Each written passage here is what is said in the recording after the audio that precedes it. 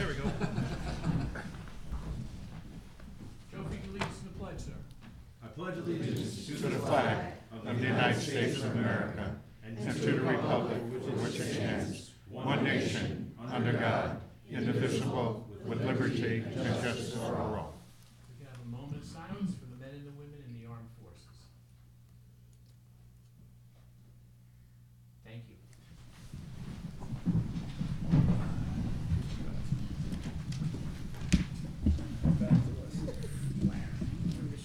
I know, really.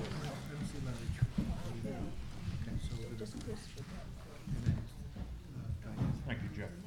Short list tonight. Short list? All right.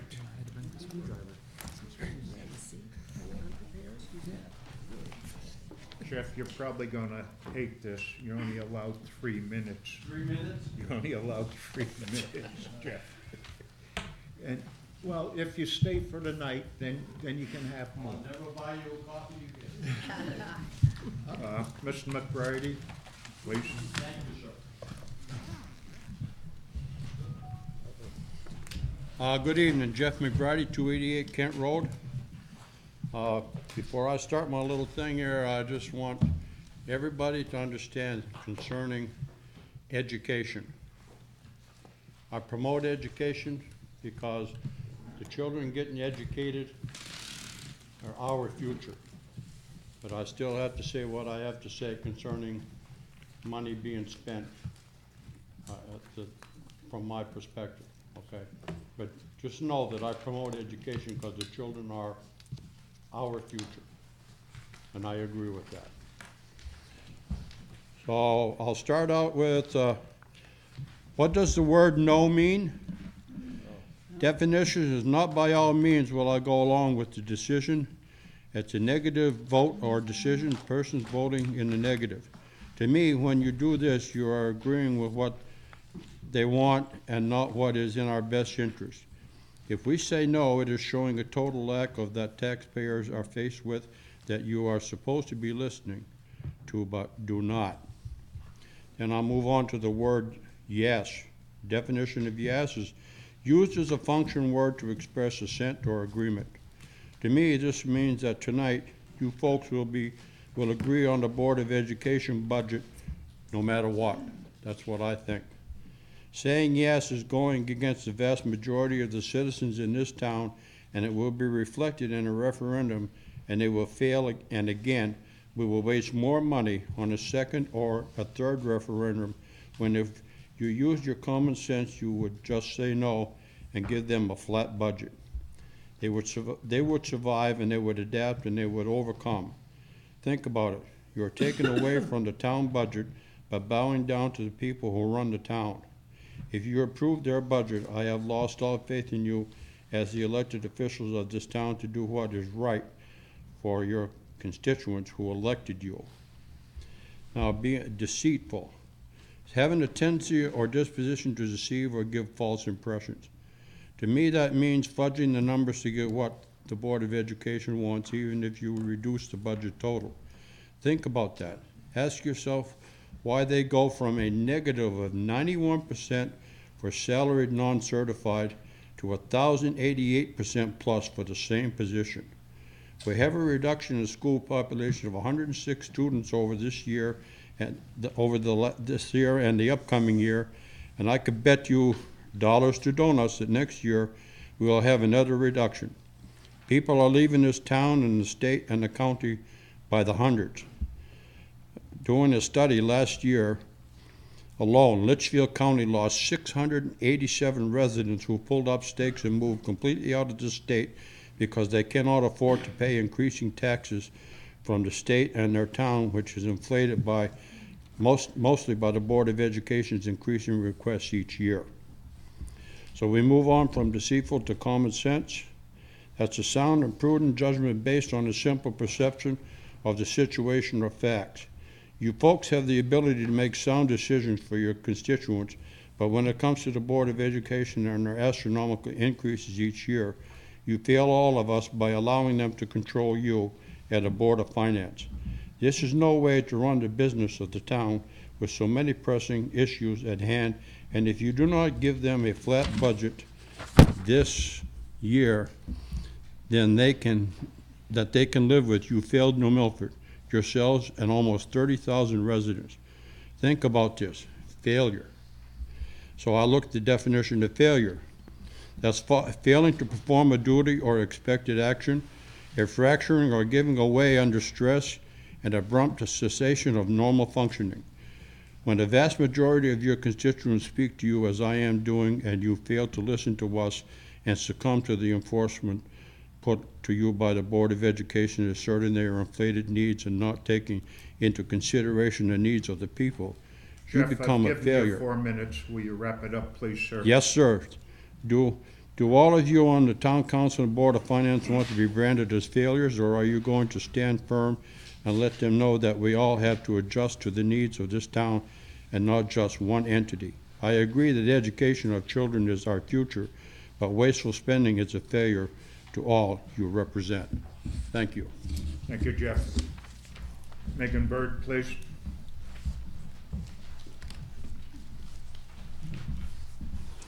Good evening. Just a couple of comments. First is, I don't know, I've been here the past couple of nights that you've been deliberating as well, and I don't know if it was oversight or not, and there was only a handful of us in the room, so I don't necessarily think it made a difference, but it might tonight with the room being full. Public comment is on the end of the agenda as well as the beginning, so if people would like to speak at the end, it is on the agenda for tonight. In it saying that, I didn't speak last night because we recessed very quickly last night, but I would like to say that I was overwhelmingly pleased with the police department's presentation, as I think I've seen many of you posting on Facebook. You were as well, and I am full support of the additional officer, and I would like to thank the chief for his public outreach and community outreach that he has instilled in his short tenure here, and I hope that that continues. And now on to the topic of the night, which is the Board of Education budget. First of all, I was very disappointed to see that before even hearing the adopted budget presented, that the mayor chose to reduce by about $250,000. He was at the first public session for the Board of Education and the last. I was at all four, and I know that to be true. And thank you, Walter O'Connor, also for showing up to the presentation. There were 4 nights of presentations. There's a reason that the Board of Education budget is 2/3 of our town budget. It's because it houses most of our public expense through most of our staff. Most of our children, all of our children really in town get serviced by it, whether they stay in town or go out of town. There is a reason why it's 2/3 of our overall budget in town, and there's a reason why there's 4 nights of deliberation for just the Board of Education's budget, and it's so that you can hear every single department tell you what their needs are. I was disappointed that not more of you showed up to hear those. I hope that that does not mean that you did not listen to them or watch them. And if you haven't yet, I urge you to do that before making any decisions, because there are a lot of details that go into those presentations that you don't get to hear in the synopsis presentation here tonight. They deliberated. They already made tough decisions. They already reduced what the department heads and the superintendent said that they thought they needed. And I hope that you take that into account before making any decisions. I appreciate Mr. McRarity's opinions, but I don't agree that the majority of the town truly feels that it should be a 0 budget. It's usually close to half and half when we have a referendum vote.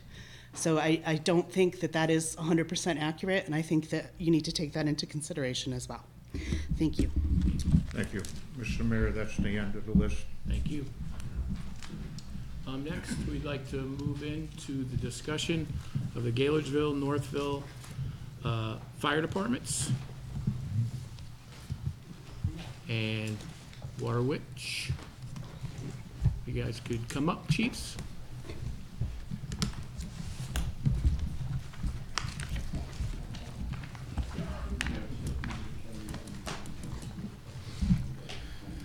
Good evening, everybody. For those of you that don't know me, I'm Chief David Williamson from Gaylordsville. A couple things to let you know about. We've finished our air pack upgrade, and our radio upgrade is almost complete. We're doing a project this year of repaving an area on the ball field, which we use for training. The last time that was done is in 1980. It's in dire need. Our tire upgrade for the fire trucks is moving along well. We did find a way to save some money. We did the tanker last year. It's about $7,000 worth of tires that's required by DOT to have those. That being our oldest piece that's going to be replaced next. We did that first. They happen to be the same size tires as 4.6, which is our first out pumper. So we did not do 4.6.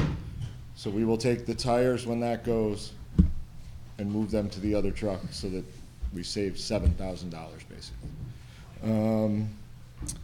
We started a new program this year. We are doing first responder medical. So when the ambulance is dispatched for anything that's major, the fire department goes also. We've had some very good success. We've already had about 10 or 12 calls this year alone. And we're on scene within 3 minutes as opposed to waiting for the ambulance to come 10 to 15 from the center of town, doing first responder care. So if somebody's having a heart attack, we're there with a defib, we can start care and get the ball rolling. My budget total request is $169,000. If anybody'd like to ask me any questions or if you'd like to go over any of it, please feel free. Katie? The first responder medical, so are all your guys and girls trained?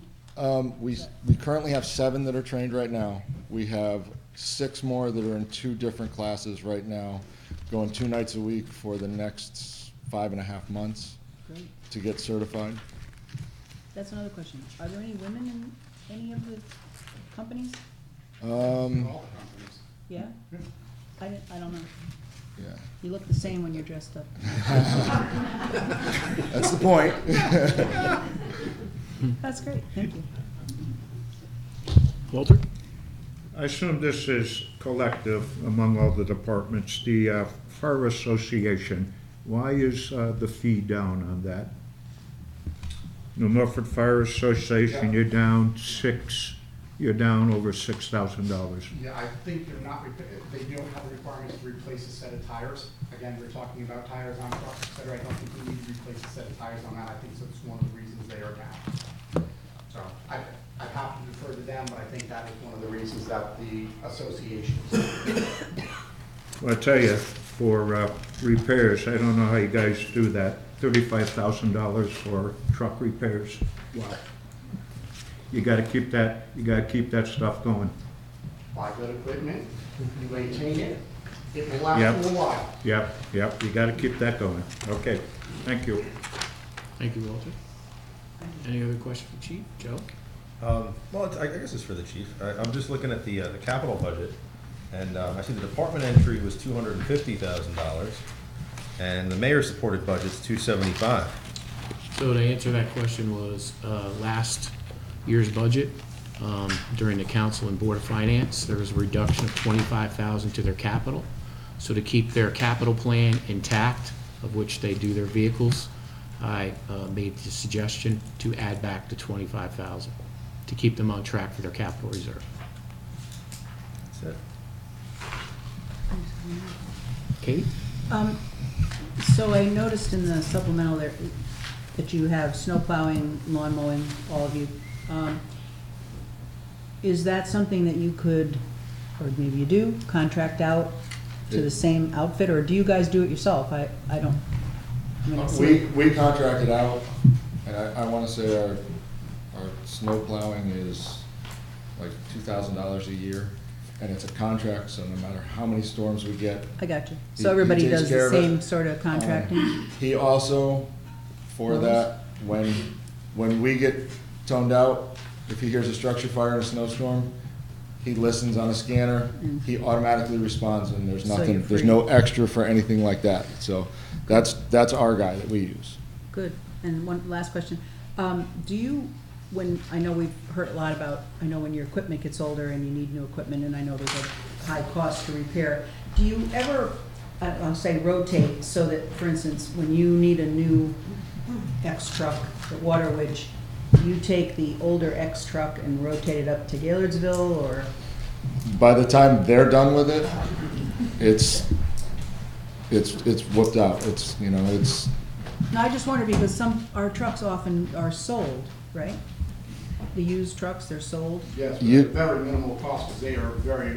Okay, so worn down. the states or the departments, wherever they are that are buying them, they're giving almost a total Our- rehab to it? our last 3 trucks, one went to a farmer. It's not being Oh. used for fire service. Oh. Another one went to towing or garage service up in Torrington. So a lot of them don't get reused. So they're as not going back into a fire department? Yeah, most I of get them do not. you. Okay, great, thank you. Diane? We chatted a little bit last night about gas tanks and how during a power failure, it's difficult to use a gas station because they may not be able to pump the gas. What do you do? We have 300 gallons on site in Gaylordsville, and then we're with the Mitchells can come and deliver whenever we need it. Okay, how about the rest? I'll handle this for Waterwich. We have the ability to get to diesel fuel tanks that are right here in New Milford with Public Works Department. If we do need gas above and beyond what we have on site, then we can hand siphon out of Mitchell if it becomes necessary. We have the equipment to do that. So if the entire town is completely without power, we have the ability to siphon out of the Mitchell tank. So your trucks take diesel? Do your trucks take Yes. diesel? Oh, okay. All the departments have a mixture of diesel, some diesel and some utilities run on gasoline as well. We also need gasoline to be able to run our saws and other small equipment. So all of the departments have a little bit of both. Okay. And in Northville, we have a fairly brand-new above-ground diesel tank that holds up, I believe, at least 250 to 270 gallons as well. Okay. Great. How about right here in New Milford? Yeah. That's, Oh, that's you. He- I'm he- sorry. he- Oh, yep. okay. Right in the middle, like I said, our diesel is right off the same thing as the Public Works Department, so that's on a generator. Got it. And then if everything else is out as far as gasoline goes, we'll just do a direct siphon out of Mitchell. We have an account with them to do that. Okay, thank you. The fire hydrants, the actual was 43,000. We're now at 96,000. Is that, Actual last year's higher than that, I think it's 43,000 for the interim. The half year. okay, all right, that's good. I'm good. Any other questions for the chief? If I could just quickly run through a couple of points I wanted to bring up. Waterwich is actually comprised of 2 stations. We have Lanesville Station and the headquarters right here on Prospect Hill Road. 10 years ago, we had 546 calls. Last year, we had 690. In 10 years, it's a 21% increase in the calls. All right, I really love the way that this is stationed because the 21 literally just pops off the wall here. We run 15 pieces of fire apparatus, 9 are on the capital replacement program. We have 4 pumpers, 2 tankers, 2 brush trucks, 1 heavy rescue, a tower ladder, which is going to become new, utility vehicles, 2 boats, and a Ranger. What's new at Waterwich? Since the last time we had budget hearings, last year in 2018, we returned $41,000 in budget monies to the town after receiving an AFG grant to cover our air compressor. We're expecting a new ladder truck in October. My understanding is the update on that is we're getting it sooner than that. We're being fast-tracked for that because we've been really working hard on that. This was also purchased with an AFG grant, and I would also like to thank the members of the Town Council and Board of Finance for the supplemental appropriation necessary to make this happen. We are also expecting the replacement of a short wheelbase pumper in September of 2019. That is part of the capital expenditure program. As you heard before, we are really pushing the continuing education and the NFPA 2019 updates. You heard first aid as being one of the top priorities out of Gaylordsville. It's also one of the top priorities out of Waterwich. We currently, as we sit here doing this, we have people training to be EMRs down at Waterwich Hose Company for the next 3 months. We are pushing interior firefighting. We also, because of the new tower ladder, we're going to have to get EVOC training, emergency vehicle operations certificates, as well as tower ladder operations. Because it's a brand-new tower ladder, it has a lot more things than the 30-year-old tower ladder we currently have, and we're continuing to work on our air pack operations. Our budget, the Water Witch Hose Company number 2's budget is $126.40. That's for our general operations, our mandated equipment testing, and our gear training programs. These type of trainings and mandatory testing are equivalent to all the departments. The Fire Association, which is truck repairs and maintenance, utilities, insurance, and fuel. And then the Lanesville Station, building repairs with a new special project of connecting the floor drains to the sewer system. Right now they are running out into the standard stormwater pipes. That's no longer allowed.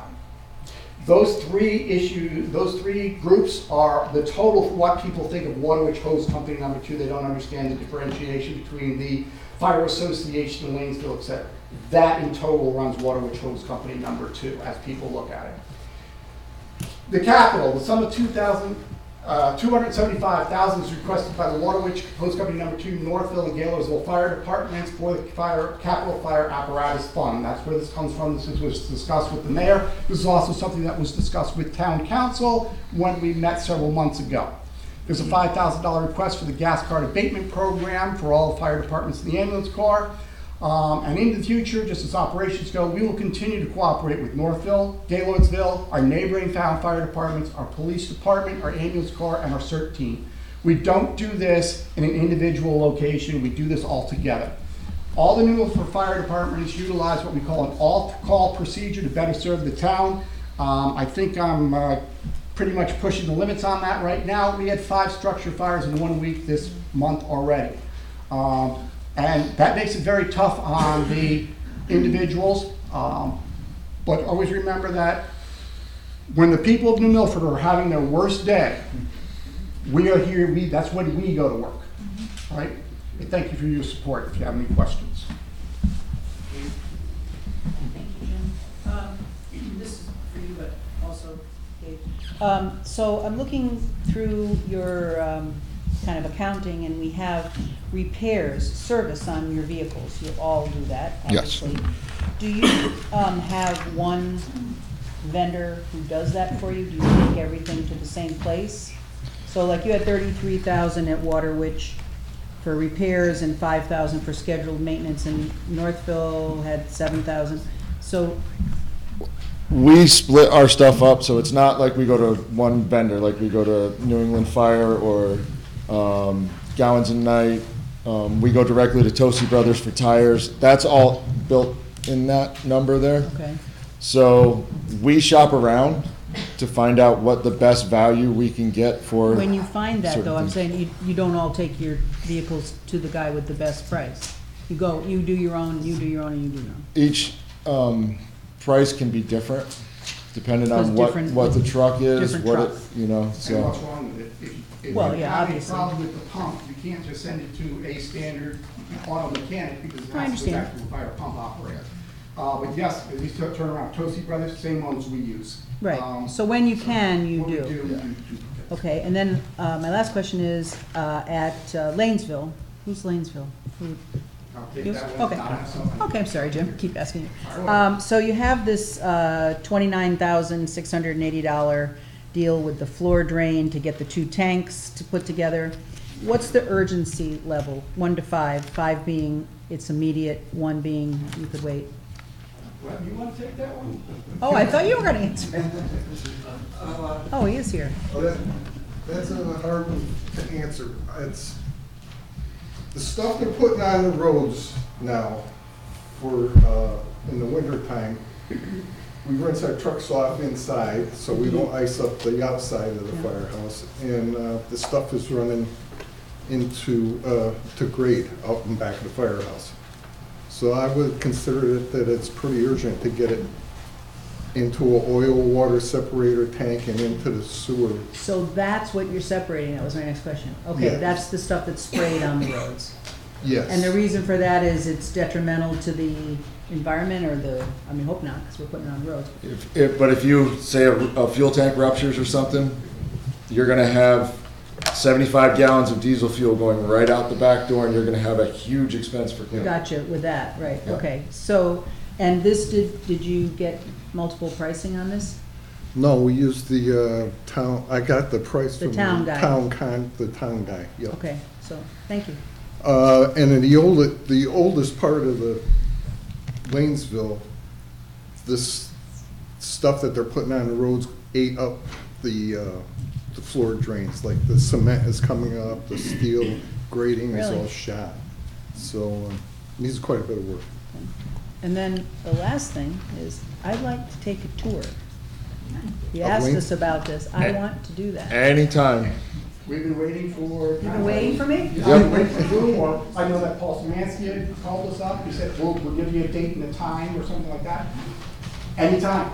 I'll see Stop you. by Wednesday nights, we're always, for Waterwich, down at the main headquarters, Wednesday nights, sometimes on Sunday morning, meet with the guys, talk, we'll do a walkthrough. Are you, like on Saturdays, are you up in? We can make that happen. I can make whatever day, I figured. pretty much. Well, I would like very much to do that, so. I'll I'd be let more you- than happy to give you, to give anybody Thank you. a tour and Thank let you. us know our capabilities, you know. Any other questions for the chiefs? Well, Barbara's first, yes. Oh, sorry. Yes, I'm sorry. I wanted, on a personal note, to thank you for coming out to my structure fire a couple of weeks ago. I know a lot of the surrounding teams were there, the ambulance was there, everyone was there.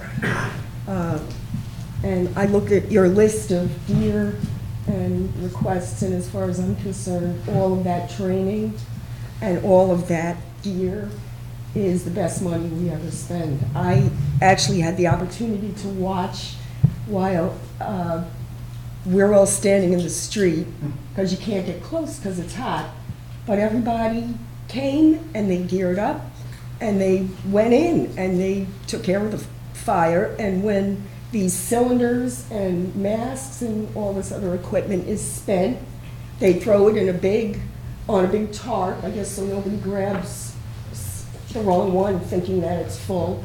And they just kept doing that until everything was put out. And you go through a lot of equipment, and my house is the size of a postage stamp, so I can't even imagine the expenditure of everything that you have to use for a really big home. And by the way, is that my house? No. it's not. That's what it looked like to me. As I was Yeah, standing. Oh, okay, yeah. I made sure I did not. Thanks. Knowing the sensitivity. But as far as I'm concerned, whatever you need is what we should be providing, because this is a volunteer organization, and everybody came out. And I was interested in your all-call, because I saw that the ambulance came, even though I was fine, in my mind I was fine, but after I was there for a while and I started to calm down, my friends were like, well, why don't you go into the ambulance and just have them check, just, you know. And so I thought about it, and I went in, and they That's did- part of our protocol. Yeah, it was really, and the important thing is everybody was very respectful, and everybody went out of their way to be kind, and my lungs were fine, and oxygen levels were fine. My blood pressure was a little high. They said that's okay. But that's not a bad idea to have all these things right there. And I can't say enough about it. I never had a chance to see it up close, but I did now. And I saw that you use all of this stuff, and it's expensive, but I see that you use everything. So thank you very much.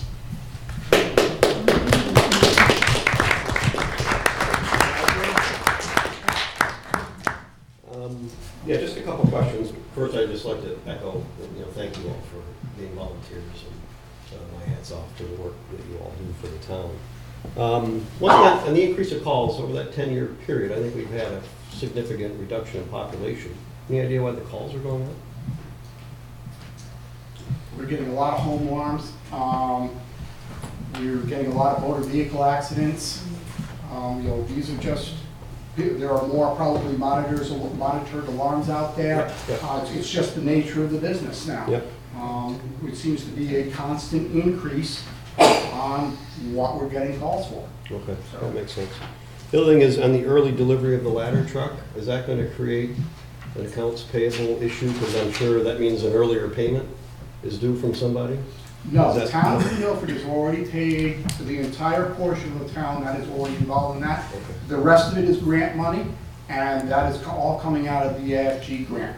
So that truck is completely covered at this juncture. Obviously, our budget includes training, the EDOC training, as well as the ladder truck operations training. We'll have to bring a specialist in to teach us on the newer versions of this. Our older truck is pretty much a hydraulic organization truck versus the new versions are all computer oriented, so we're gonna have to completely relearn how to use these operations. Good luck. Thank you. Any other questions? Diane? What is the gas card abatement program? For those individuals that, a couple of years ago, for those individuals that do not get the abatement, $1,000 up to $1,000 abatement through your taxes because they don't own enough, they don't own property or have enough things, or have enough in payment to car tax or something like that, they were receiving no benefit. So we offset that. If you do not receive the tax deferral benefit, you can apply for the gas card abatement program. Generally, that's for those people that are running, there are younger people, they don't necessarily live on their own, they don't own their own homes, etc. It gives them something so they can put gas in their tank to go to calls. That's really what it comes down to. It maxes out at $500 per individual, and to get that, you'd have to do over 100 calls to meet that requirement. So there is a requirement to actually be active in order to receive those types of requirements. Okay, thank you. Sure. One question, Jim, on a number here.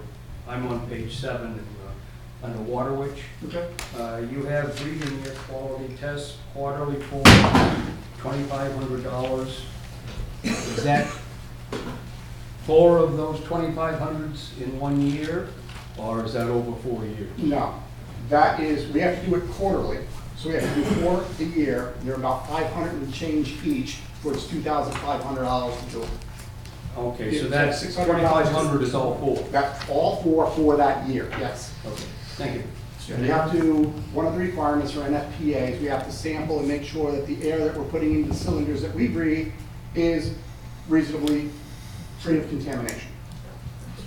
Yeah, I mean, I know we're supposed to totally stay on budget, but I'm just curious, with so many programs having trouble recruiting young people, are you guys finding the same thing, or are you in pretty good shape with your? Gaylorsville has a very successful junior program. We had 8 at one point. We're down to, I believe, 6 right now. The reason we lost 2, my son left for the Air Force, and another one went to the U.S. Marines. So, and we have a very good turnover rate. Usually if we get them 14, 15 years old, they go in, they do their Air Force thing, they do their college thing, and when they come back here, they pick up right where they left off. So I'm a prime example. I started at 14, went in the Air Force, came back, and I've been here ever since. Walter? It sounds like I'm beating the drum again, but gentlemen, I want to thank you.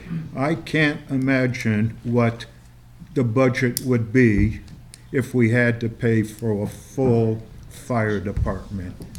Guys, I thank you. I thank all of you that volunteer for this community. You do an outstanding job. And again, thank you very much.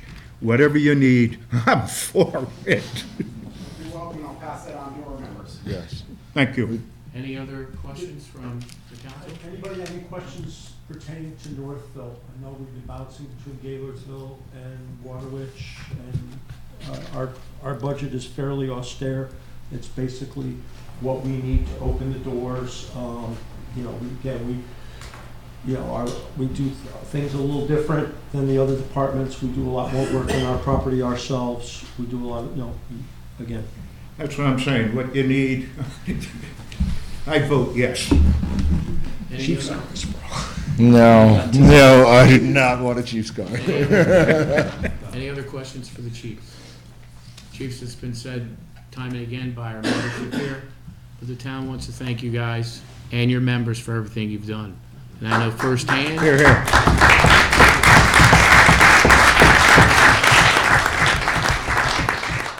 Firsthand when we had the microburst last May, and there were people that were stuck in their homes, and we had major issues, especially in the roads, you guys, as well as our other first responders, were there. At 2 o'clock in the morning, we were at the EOC Center down at Public Works. You guys were there. So I want to thank you from all of us for everything you did. Thank you. Here, here. Thank you. Thank you, everybody, for your support, and please contact me. I'll be more than happy, weekday, weekend, whatever you want. I'm on a very loose schedule, so I can make it happen, even during the day. I'm Thank too you. old to climb a ladder, so, you know, like. No ladder. You know, I'm good at making coffee. That's fine. Next, we have the Board of Education. And we're going to take just a couple of minutes as we're going to change the microphones as we're having the Board of Ed talk to the council. Budget would be, it'd be insane.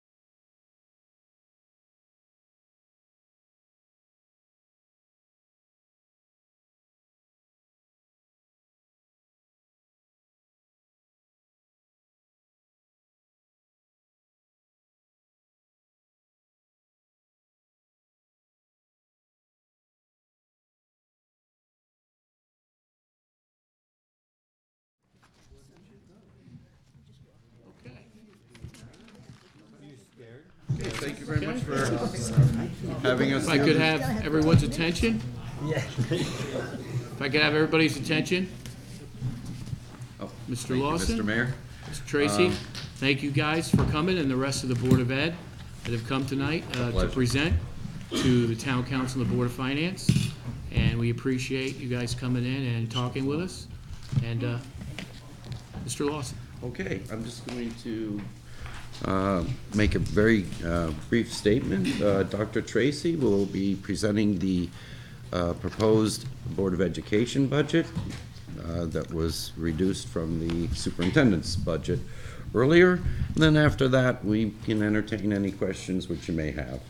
So with that being said, first of all, I'm pleased to present the Board of Education's adopted budget for the 2019-2020 school year. This budget of $64,642,589 represents a 2.59% increase over the 2018-2019 operating budget. The proposed budget this evening was passed unanimously by the Board of Education on January 31st.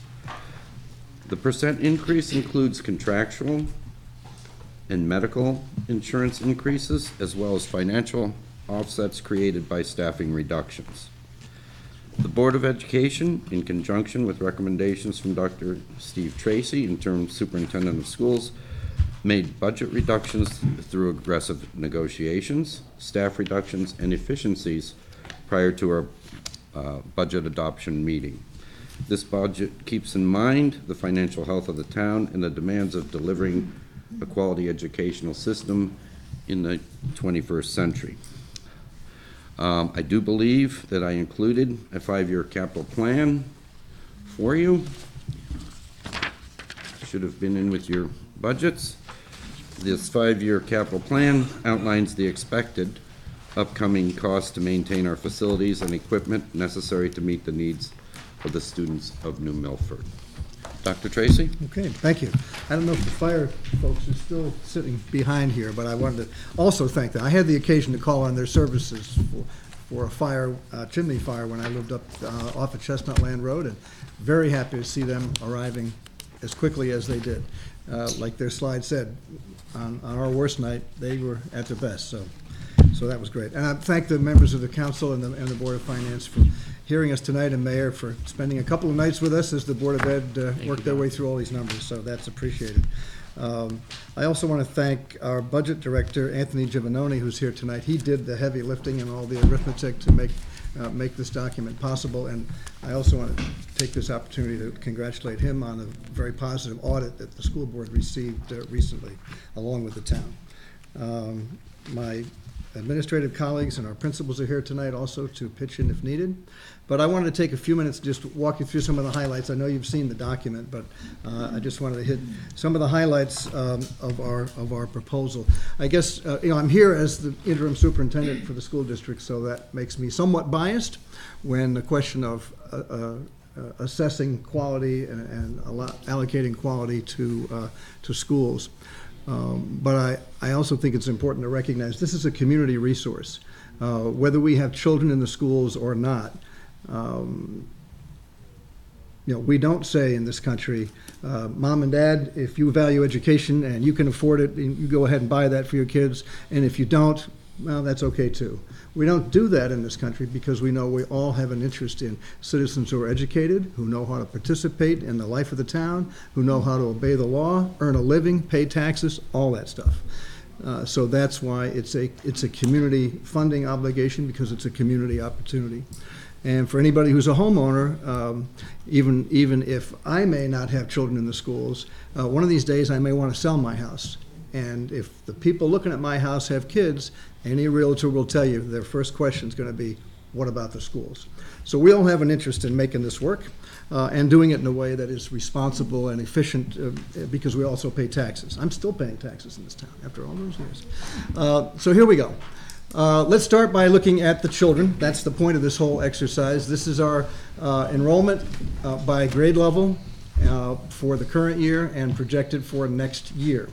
So we're looking at serving slightly over 3,900 children. The projection is a decrease of about 45 next year as compared to this year. Before we got into the numbers, my administrative colleagues and principals and I established a number of priorities that we wanted to guide ourselves by in doing this work. First and foremost, attracting, developing, and retaining top talent. If you get quality teachers into the classroom, 90% of your job is done for delivering for kids. If you haven't got that, you can have all the textbooks, computers, buses that you want, and you're going to be disappointed. So that's number one. Second, improving instruction. Making sure we have a viable curriculum, people getting into the classroom to evaluate, supervise, and support instruction so that things go well for our kids. Third, enhancing special education services. Even though our overall enrollment is down slightly, the percentage of youngsters in New Milford and around the state who require special services has been drifting upward, and that can be challenging from a financial point of view. And then fourth, we want to protect our investment, really your investment, in the multi-millions of dollars worth of facilities that we have here to make sure that they're protected and they're ready to go every day for our kids. So those were the priorities that guided us. Just as an overview, this is the Board of Ed's current budget, $63 million and change. This is the budget that I recommended for the coming year, a little over $65 million. As Mr. Lawson mentioned, the Board of Education made some reductions, about $420,000 worth of reductions off of my number, and that brought us to the number that you're looking at tonight, $64,643, and so. That's a difference next year over this year of about $1.6 million, 2.59%.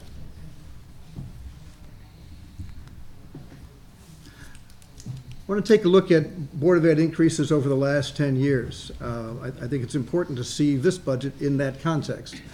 And you can see that they've varied from as little as 0, or 0.32 last year, to a high of almost 3% and everywhere in between. Average over that 10 years, less than 1%. I did a little checking. The consumer price index over that same period, 16.6%. So the point here for me is that a school district or any large organization can sustain a year or two of increases that are below the cost of services. And you do that by not buying the supplies you would have bought, not maintaining the equipment quite as often as you would have, trimming back here and there. But when that has to happen year after year, when you run a whole decade substantially below the cost of living, that begins to develop some wear and tear. So we hope you would look at our number for this year, not just as a one-year item, but in the context of 10 years of pretty limited increases. So why the $1.6 million increase? I won't bother to read the whole list, but it starts with the cost of teacher salaries and runs all the way down through transportation, special ed, utilities, and so on. There are also some revenue adjustments. We expect less in the way of excess cost revenue. That's money that we get for high-cost special needs youngsters. Ironically, some of that is because we've done a good job of bringing youngsters back home to the district and saving money. But when you save money, then the state gives you less, especially if you bring a child from above the threshold that the state has down below that. So there's a good deed that didn't go unpunished. But nevertheless, we have to account for it. This budget also eliminates the pay-to-play or pay-to-participate feature that is in the current year budget, and that's at a cost budget over budget of $110,000.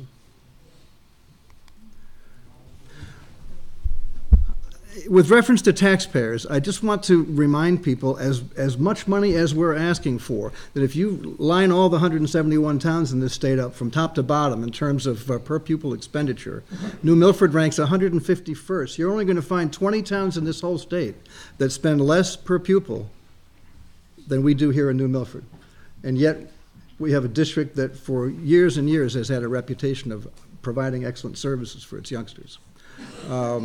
Now, that's this information is a little bit old because the State Department of Education collects this stuff, and we want it to be, apples to apples. But I think it's important for the taxpayer to know that relative to what else goes on in the state, and we have to live in this state, we have to compete for teachers, we have to pay for fuel oil, all the things that all these other districts do, we have been very effective at keeping costs down. As Mr. Lawson mentioned, we are proposing a staff total, 2 fewer than what we have now, so 576 roughly down to 574 full-time equivalent staff, slightly smaller than what we're operating with today. The biggest item, and rightfully so in any school budget, is teacher salaries. And you can see from this little display that we are fairly competitive in the left-hand column. That is what we pay teachers when they're brand new. They have a bachelor's degree. They've never taught before. We're high up in the pack there when it comes to that level. But as we get up to master's, step 5, we just picked some spots on the salary schedule, kind of halfway up, and then 6th year up near the top, somebody that might have been here for 12, 15 years has earned a higher degree. We're not as competitive, and that's a concern because when you have good teachers and you've trained them and you've acquainted them with your curriculum, you don't want them coming in after 10 or 12 years and saying, I'm going to XYZ district because I can make $10,000 or $12,000 a year more. So we have to keep an eye on that.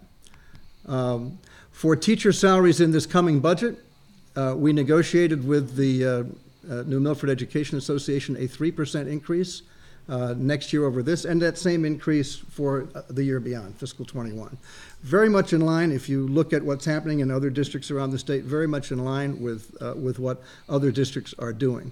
The cost of that is about $449,000, or about 28% of the $1.6 million increase that we're asking you to consider.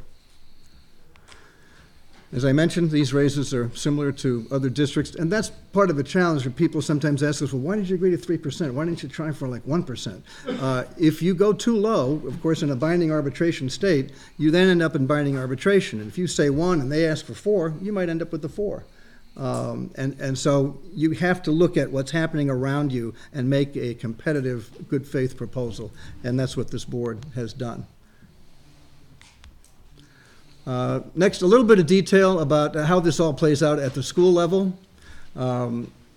You have this information. I'm not going to bother to read through it, but this is Hill and Plain, and you'll see that class sizes will inch up slightly under this budget. We reduced 3 teaching positions at this school because of the enrollment decline that school is projected to experience. At Northville, we kept the staffing complement the same.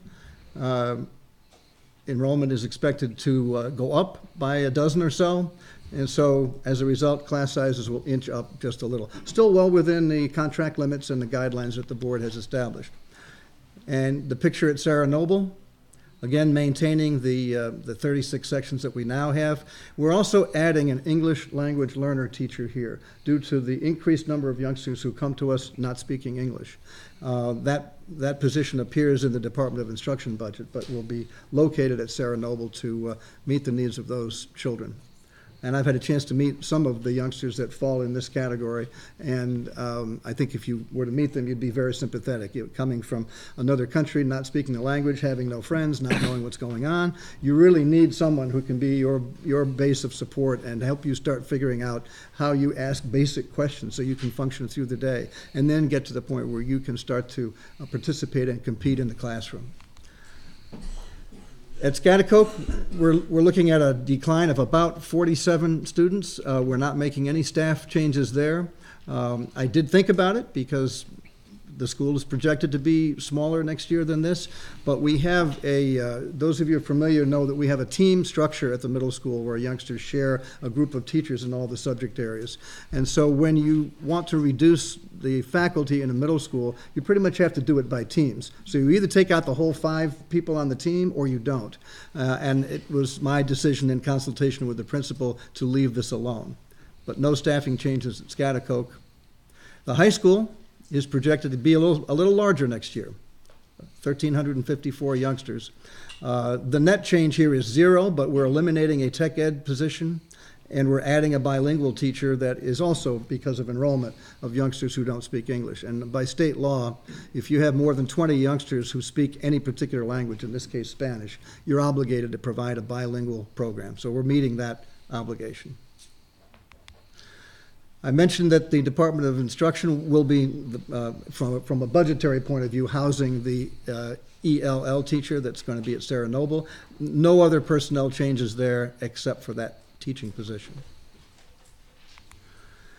In the area of special education, we are proposing the addition of a second special education supervisor.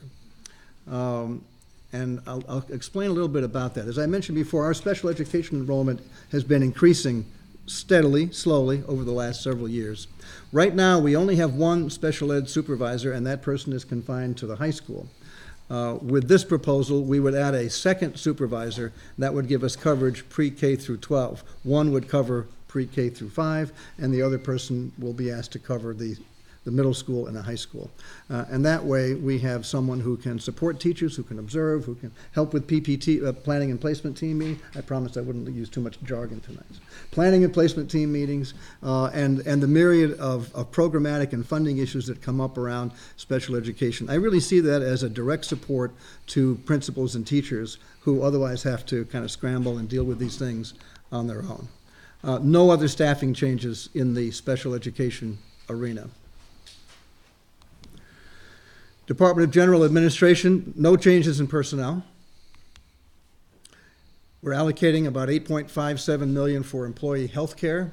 That's a plus $322,000 over the current school year. $3.9 million for transportation. That's an increase of $113,000, and that's per a multi-year contract with All Star Transportation. We also have something that we call turnover savings. This year, $279,000. What does that mean? We know that as we sit here tonight, there are some teachers who will decide between now and next year not to come back. They're either going to move to Indiana, they're going to decide to retire, whatever it might be. And we anticipate that they will be replaced at a lower level. We don't know exactly who they are. We don't know exactly what those numbers will be. So, but in good faith and in order not to pad our budget, we make our best effort to estimate what will that turnover save. And we subtract that out of our budget. and this year that number is 279. It actually should be a minus. It's a subtraction from what otherwise would have been the bottom line. A few words about health insurance. I know we were all together over at Sarah Noble a couple of months ago talking about a very important health insurance improvement idea that the mayor and the board had been working on, and that is really coming to fruition, both for the town and the school district, and will affect most of our employees. One of our bargaining units is not part of that, but everybody else, including the teachers, will be. And this, as you know, involves shifting to the state partnership plan.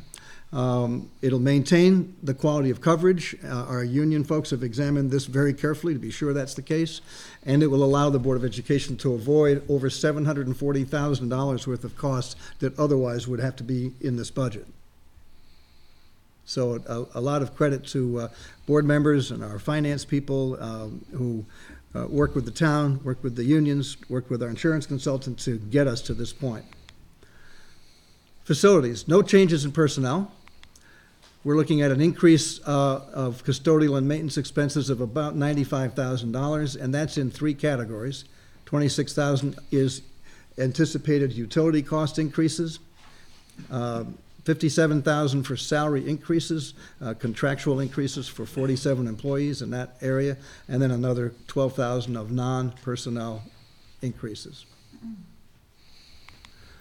Technology, no changes in personnel, and about $10,000 worth of non-personnel upgrades, servers, laptop replacement, things of that sort.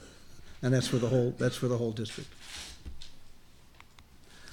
A couple of other changes I mentioned earlier. This budget eliminates pay to play, and that on a budget-to-budget basis is a lost revenue of $110,000. And then finally, there's $31,000 in here for enhancements to our district-wide copier service. That is one area that I hear frequent complaints from teachers that the copiers are not functioning as they should, or they may not be available, or what have you. So I'm looking to enhance the service, probably through some multi-year lease arrangement with one outfit that would provide all the machines, so we don't have to worry about maintenance or worry that one year we may have to buy a lot of new machines. Try to get that on a sensible, regularized basis, and that will be a competitive bid situation. I want to finally conclude this by talking about something that I call the net local cost of education. The budget, of course, is $64.6 million, and that's the number that kind of jumps out of the book. However, the town, as you know, receives substantial revenue that is related to the schools but comes to the town. Number one on that list, of course, is the education cost-sharing grant. Our estimate for next year, although that wheel is still turning with the governor's budget and whatever the General Assembly might do, but our estimate now is about $11.3 million. Also a big number, $1 million plus, is Sherman tuition. We serve the youngsters, so we incur the expense, but the tuition comes to the town. And then there's another $108,000 of town revenue associated with the schools that comes to you all. That's a total of about $12.4 million. If you subtract that from the 64.6, the net cost, the part that you have to raise taxes to pay for education, is about $52.2 million. And I think that's the last slide. And Mr. Lawson, did you want to wrap it up? And Sure. We're happy to take your questions. First of all, thank you very much, Dr. Tracy. Little note. And at this time, if you have any questions or clarifications or any positive comments, we'd be happy to hear them. Anthony was just reminding me that we did eliminate an assistant principal position at Sarah Noble because of enrollment reduction, so we want to get credit for that. Thank you. Joe? Thanks for coming out, I appreciate it. Just first, is there any chance you could send us those slides? Sure. I've actually emailed it to the mayor's office, and I'm sure Pat can send it around to everybody. They'll be on the website. And it's interesting that you have this slide up, because we ran into this when the state did cut funding, right? So of that $12,428,541, let's say we get no other revenue. How much money would the town have to give to the Board of Education of that $12 million? Let's say, like, if this is the number, if this is the approved budget, right? And we have a revenue shortfall from any of those sources, does the town still have to give the money to the Board of Okay, Education? I'll answer that question. We did run into that issue last year. And we tackled that issue by the mayor's office. We collaborated tremendously for a number of weeks to accommodate the shortfalls. And we came to a conclusion. The Board of Education transferred, help me out here, Anthony, $450,000 to the town. And what we did to attain that $450,000, which I know is the next question, we put everything on hold. We had a hiring freeze. We did not fill positions, and we struggled. But collaboratively, we tackled that problem. Should that scenario occur again, I am confident that we can come to a conclusion on that. However, I am also hopeful that we won't find ourselves in that situation and perhaps even seeing more ECS money from Hartford. So, but it's not a dollar for dollar reduction, right? I mean, like, it's not, if we lose $2 million in ECS funding again, right? We can't just not pay the school the $2 million. Well, there is something called a minimum budget requirement that the state establishes, below which towns are not allowed to go. But not that I'm advocating going down to that number, but that would be a town decision. To the extent that you can legally reduce the budget, then that's something that you all would consider. But if the budget's approved, right, day one of your budget cycle, the town effectively has to transfer you those funds, correct? Well, that's pretty, no. This is a dicey one. I'm going to defer to the directors of finance on that. Anthony, would you go first, and then Greg, would you? Yeah.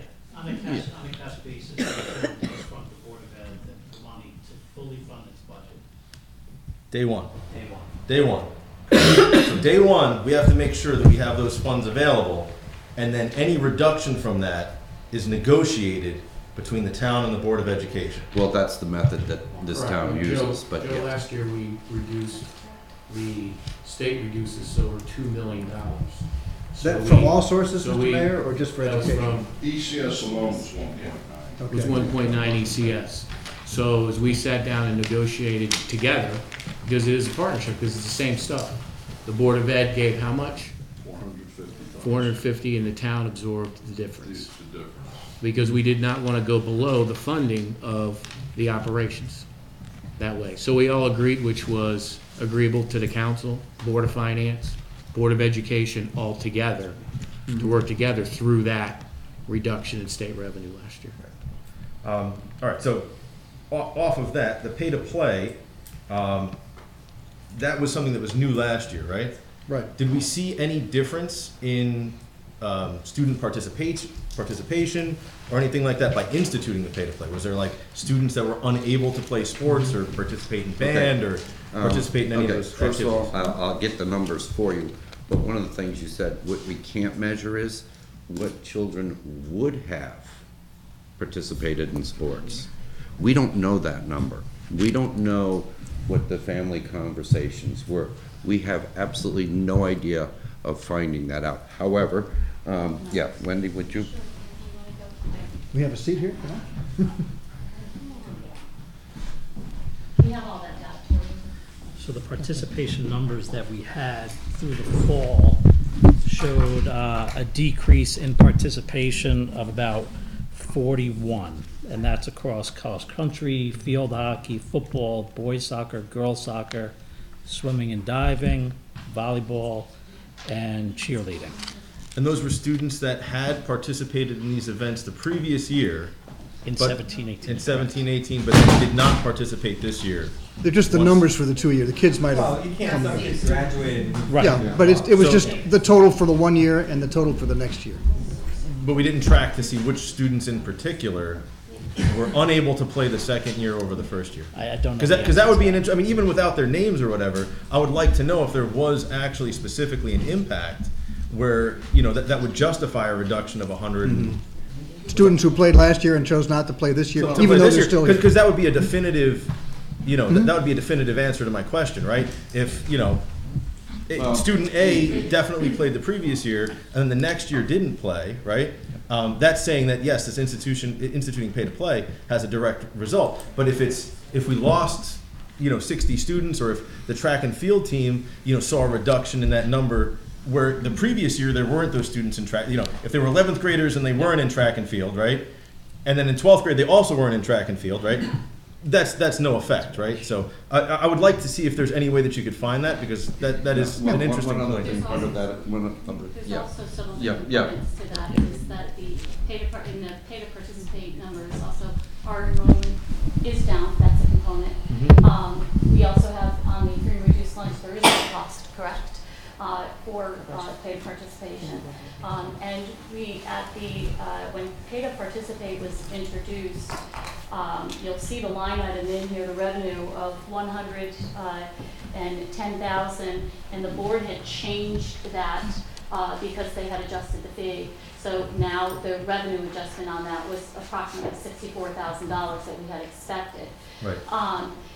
The actual rationale as to why we're down 30 or 40 students, truly, in just my opinion, is a combination of all of those factors. Right. There's no doubt that it's a combination of enrollment decreasing. It is a combination of, at that particular juncture, students do go on, they get jobs, they do other things, and also is perhaps students could not step up and afford to play. It's that simple. Right. And I do think that all three of those do play a factor. One more question, Mayor, is that okay?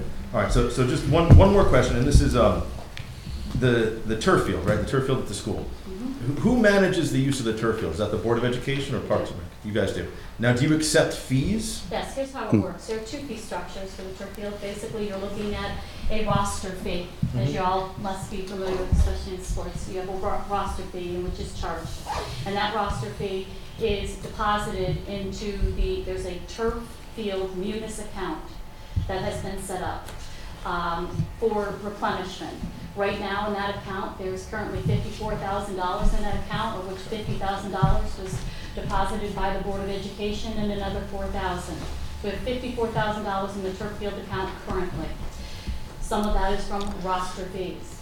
The other set of fees in which you might be considering are revenue. In the back page of our appendix, if you take a look at revenue, you will see that we have fees that are attributed to building use fees. When you go to use something at the school and you pay a building use fee, that it comes into a separate revenue line. But your question regarding the turf field would be from some of the roster fees, and what has been put into that account currently from the Board of Ed is $50,000 based out of our end of the year balance. And now, who manages that account? That's a town account?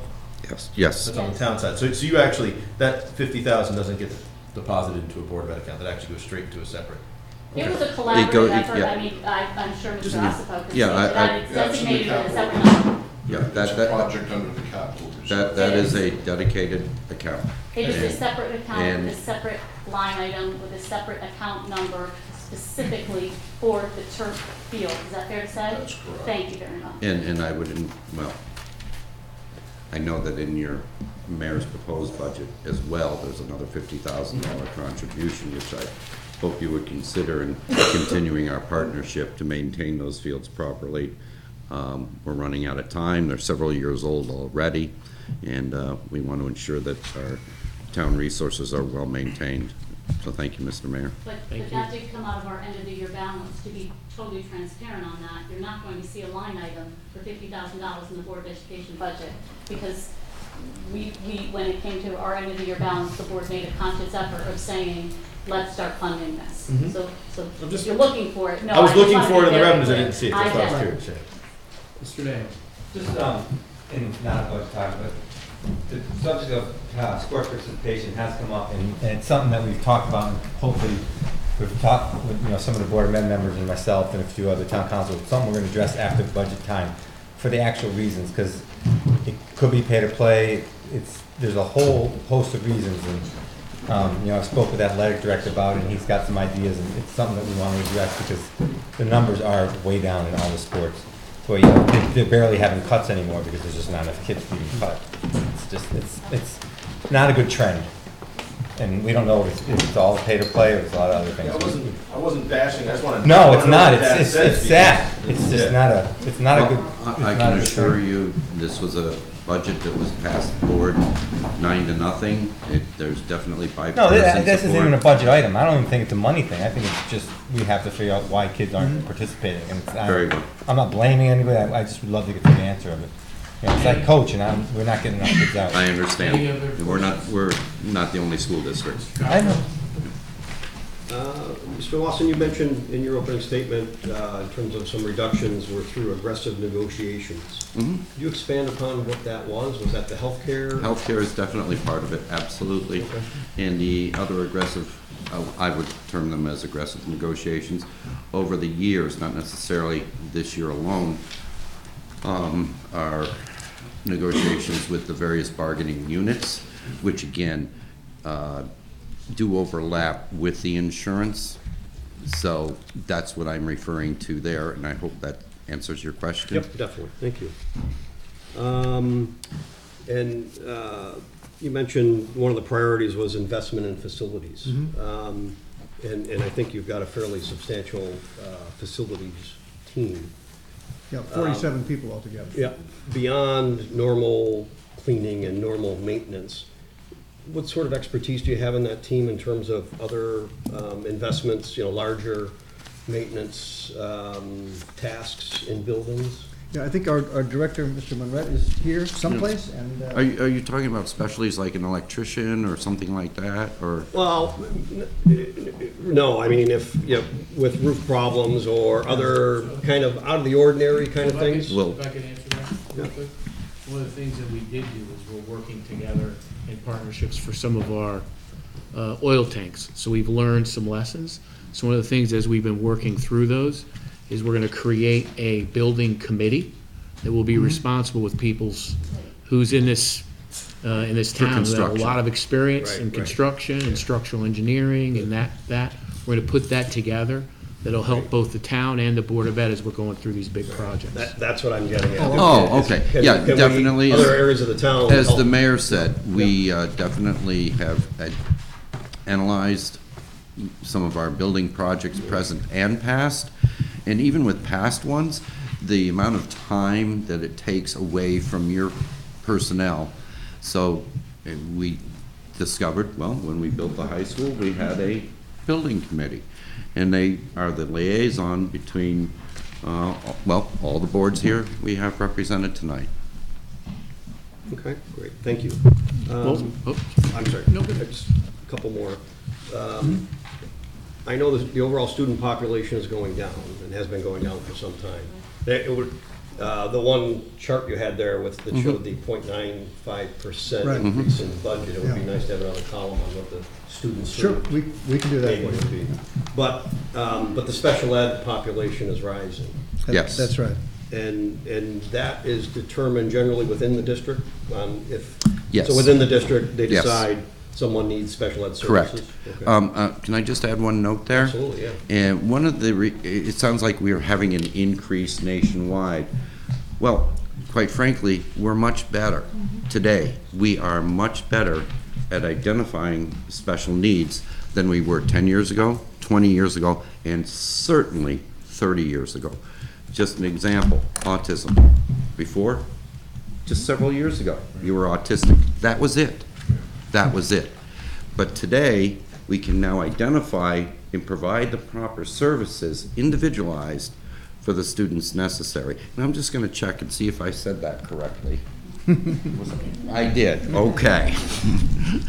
And just the last one is more of a comment, and maybe we could have an email exchange or an offline Sure. conversation. But I look at the 5-year capital plan, and honestly, my jaw almost dropped, because I can see 2020, 21, Right. and on through, Yep. we're seeing an 80% increase versus what you asked for this year, and 130% Yes. increase over 18-19. Yeah, the thing about please understand, this is a projection, and this is a fluid document. What we have found is sometimes there's better ways to deal with these items financially, and even, with leasing for some items and things of that nature. We've looked at that. I think the biggest thing are the ones that we don't know. Those are the ones that cause us headaches, are the things that we don't know about. the microburst storm, for example, that moved the high school up in our cycle.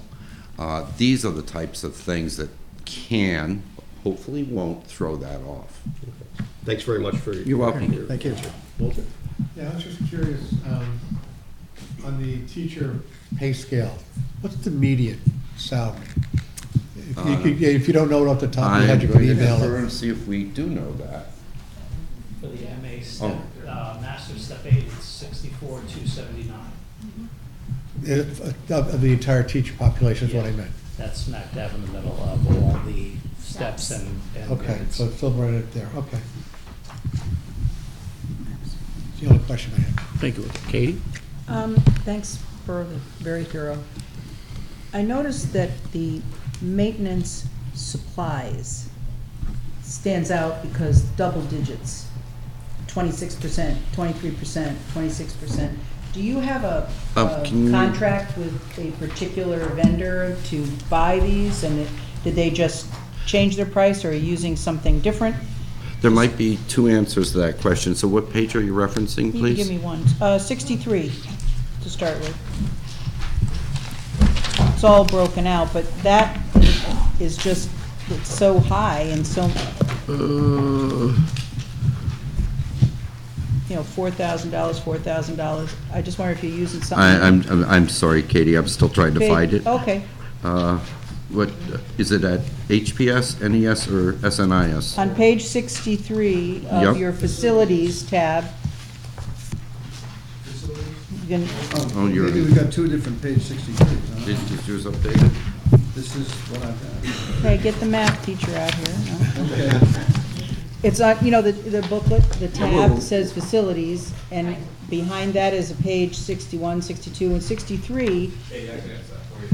Oh, You could- or we could do it that way. Yeah, okay. Fine, just, what's changed? There's a corresponding offset on page 65. What we did is we took the supplies for the district-wide EFY account. The individual school lines.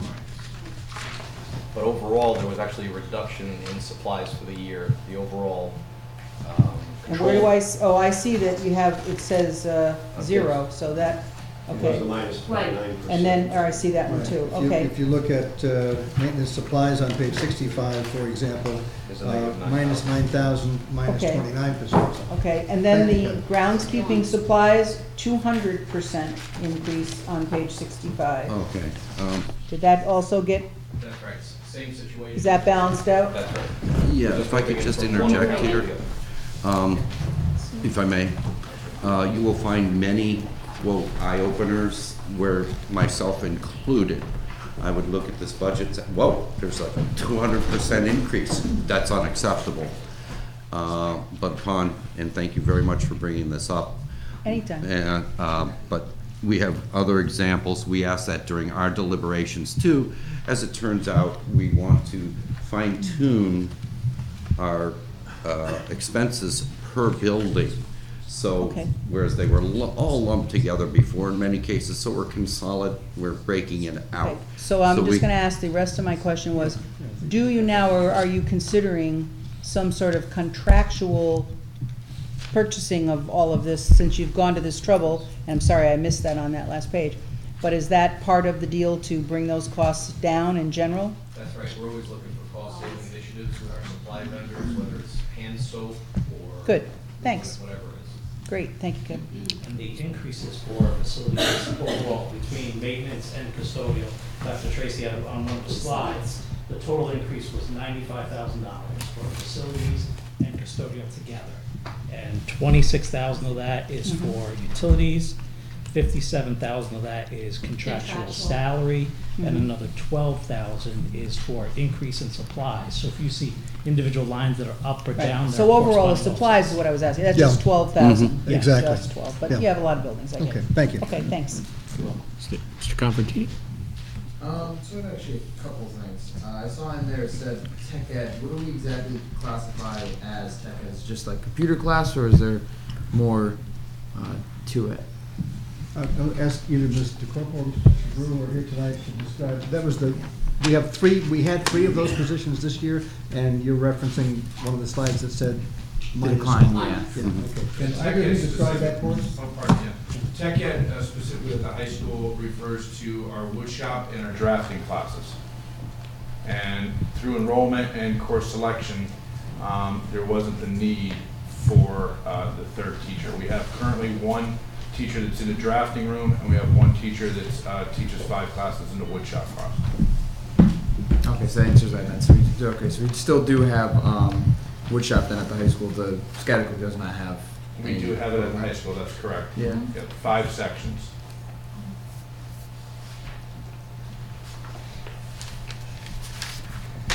And then also, another question I had too was I saw on the capital plan, there's a whole bunch of other things on there, like for example, like the LED sign replacement. If when we get to, well, if let's say it doesn't need to be replaced in 2021, will you just end up pushing it out? Again, yes, Yeah. this is a fluid document, like our budget. We are trying to project several years according to the warranties, et cetera. That is where we feel that was best placed. Perfect. But absolutely, if it's not necessary, we're not doing it. Diane? I wanted to ask about the transportation contract. You mentioned that you had signed a multi-year. And the increase this year was 3%? Is that what you said? It's 113,000. Transportation, yes. Yeah. Yeah. What will it be in coming years, the percentage? It's 3. Yeah, all the way. 3%. For how many years? We signed a 5-year agreement. So it's gonna go up 3% for the next? We got 0% last year's budget, the first year of the agreement, and the subsequent years were at 3% each. And I noticed that the field trips, minor line item, but they seem to have gone up a little bit, $500 or $600 a field trip. Two or three of the schools. Are you Right. looking at athletic field trips? No, it wasn't specific, it just said field trips. I These can are look in it the up. individual school sections? Yes. Yeah, if you Yeah. could tell us which school, we could narrow it down. All right, Hopefully I'll narrow go it back down, and but find that. But I'm in the- sorry. Yeah. That's okay. In the meantime, I'm just wondering about a line item on Because page if it's- 49. A lot of times they're athletic I events. assumed that they were. But the thing is, we budget, because we're very proud of our teams, should they go to playoff games, sectional games, and conference games.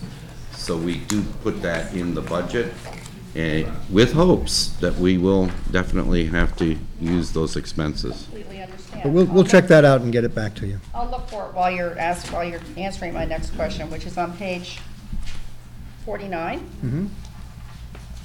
A line item ending in 53,230. Mhm. Pupil services, health services. Yes, the You're increase asking over for a 80. budget of roughly $900,000. Mm-hmm. What exactly is that for? Okay. I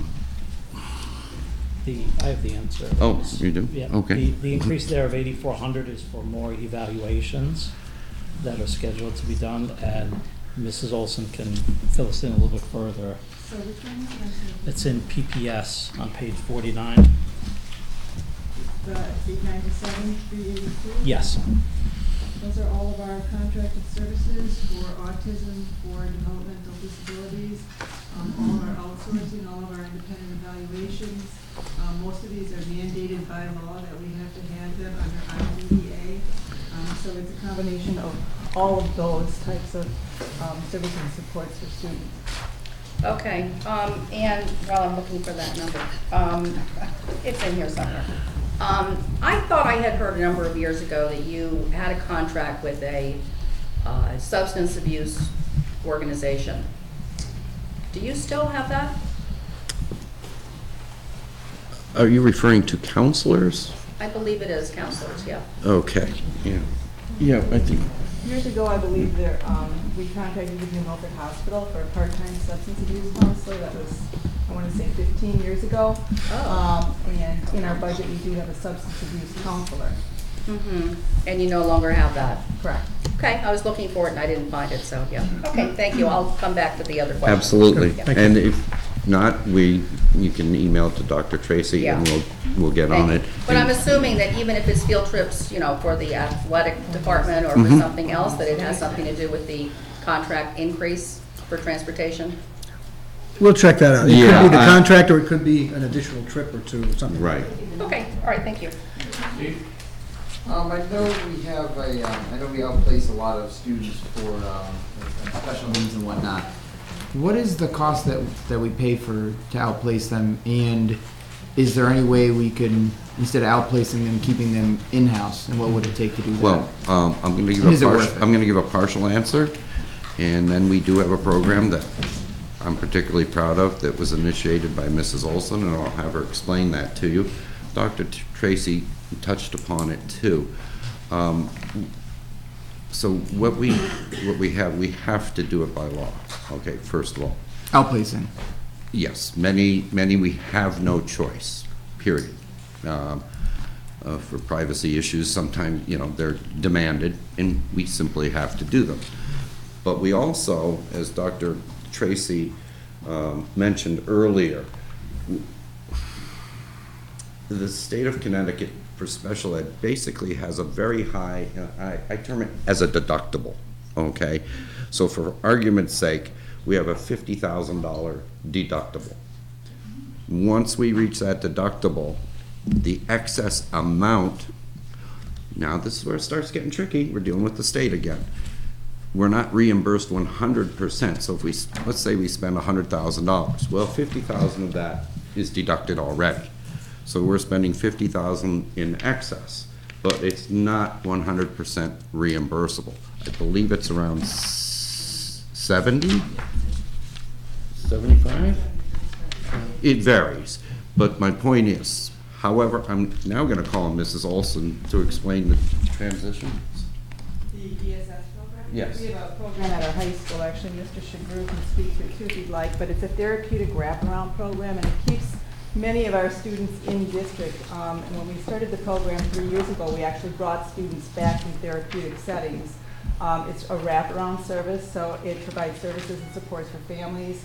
It outreaches to outside agencies in New Milford and the surrounding area, and it allows our students with mental health needs to be able to participate in our high school. It doesn't address all of the needs. There are students, such as Mr. Lawson said, that after we have exhausted all of our options internally, that we need to look for an outplacement for those students. And if I could add the range for those outplacements, I believe in each one of your books, you guys got a copy of the 140 some odd questions on the inside pocket, and question 107 deals with that range that, that it can be anywhere from $50,000 to $200,000 in placement for tuition, and the number used for any of those anticipated next year, but not filled currently. For public tuition, the amount used was $60,000, and for private tuition, $70,000. But they can range anywhere from $50,000 to $200,000, and that does not include transportation. That's tuition only. Just in terms of totals, Mr. Confrontini, this year our number for out-of-district placement is 33 youngsters. Next year we're projecting it'll be 38. Very tough to project because families move in and out, and one family moving can impact your budget by easily $100,000 or more in terms of tuition and transportation. So there's a certain amount of estimating that goes on there. But we've been successful, thanks to Mrs. Olson's work, in keeping that number down by implementing programs that can serve youngsters here at home, which is not just a cost savings, but anytime you can keep a youngster with his or her peers in his or her own town, that's what you want to do. And you save money. Yeah, I would say that's another one of the efficiencies that I referred to in my opening statements. Since we're talking about tuition, and you have it up there on the wall, we get $1.031 million from Sherman in tuition. I recently looked up what they pay per student in comparison, and they pay $19,000 roughly, $19,000 and change per student as a district. What do they pay us in tuition for those students coming here to New Milford schools? Anthony, can you give us a number on that? Now, my numbers might be dated, by the way, That's because okay. the state only, as you know, publishes couple Yeah, years we've behind. had a- So it was the most recent data. Yeah, So the we- $19,000 number you referenced was Sherman's per pupil expenditure. Per pupil expenditure. For their whole school district. For their whole school district. Right, it's definitely not that. I would like to say that we've had a partnership of many years with Sherman in providing education and after extracurricular activities for their students. $13,219. $13,219. So what does it cost us roughly per student to educate those students? Okay, that's okay. They also Let me, provide their own transportation yeah. as That's well. Joe. Totally understandable. Joe, I taught for 34 years, as you know. And one of the things was Sherman sends approximately 100 students spread out over 4 grades. I'm not sure. They could have 99 in one grade and 1 in another. I don't know. But I do know as a teacher throughout the year, I often would have students added. What I'm trying to say is we always have room for 1 more student. We always have room for 2 more students, usually, but we are talking the high school, and we have a schedule that can accommodate those needs so we can see where they go, so there's not an impact. What I'm saying is this: it would cost us the same in our budget whether or not the Sherman students were there. That's what I'm saying. So to ask my question again, right? Or maybe we could figure this out in a different way. Yeah. What's our per student transportation cost that I can deduct from our per student expenditures so that I can figure out what a student costs us less transportation cost to see if we're actually getting fully reimbursed for the education of the students? I don't know the answer to that off the top of my head. I'm sure we can come up with it. We know what the bus contract is, and we know how many kids are at the high school. We can also produce for you a high school per pupil cost amount, reflective of what it costs to educate the typical. That would kid be up there. spectacular. Yeah, we can do because that. This is, like it's one of those things where, like, when I'm looking at the documents and you see that New Milford pays $14,500 per student, right? And Sherman's paying $19,000, and they're only paying us $13,000 to educate those students that they're collecting $19,000. I mean, I know it's spread out, like you're saying, that $19,000 is all in cost, right? So one student might cost them $300,000, one of them costs them And as next to when nothing. you run a But- smaller school district, the per pupil cost tends to go up because you've still got a principal and whatever. Right, there's no direct correlation between per pupil spending and educational There are some outcome. special caveats in the contract dealing with other clauses that Sherman does pick up the costs for. We can certainly work those numbers up for you, but I just want to underscore something that Chairman Lawson said, which is that another way to look at it is what is the marginal cost to us of taking on an additional 70-some youngsters in a high school that's got over 1,300 kids in it. That's actually another question that you can answer for me is if we I'm were glad I to asked it. lose 100% of those students, right? Well, what what would happened? be the budgetary impact of that? Or would there be no budgetary impact There because would they're be. so spread out? There that- would be. New Milford, the town of New Milford would lose $1 million. That's Well- the bottom line. But your question is, I'm and what confident in that what answer. expenses could we reduce as a You're result looking of it? on our side, On not our on side. the Yeah. Yeah, correct. yeah. You're saying that if we were to, if that those students no longer came to our schools. Right. Taking apart the revenue piece to the town of New Milford, what would be the impact to our school dollar amount wise? Absolutely. Is that what you're looking for? Right, yes, yes. We'll certainly try and get that for you. Thank you. Switch for a minute to student achievement and how well we're doing here.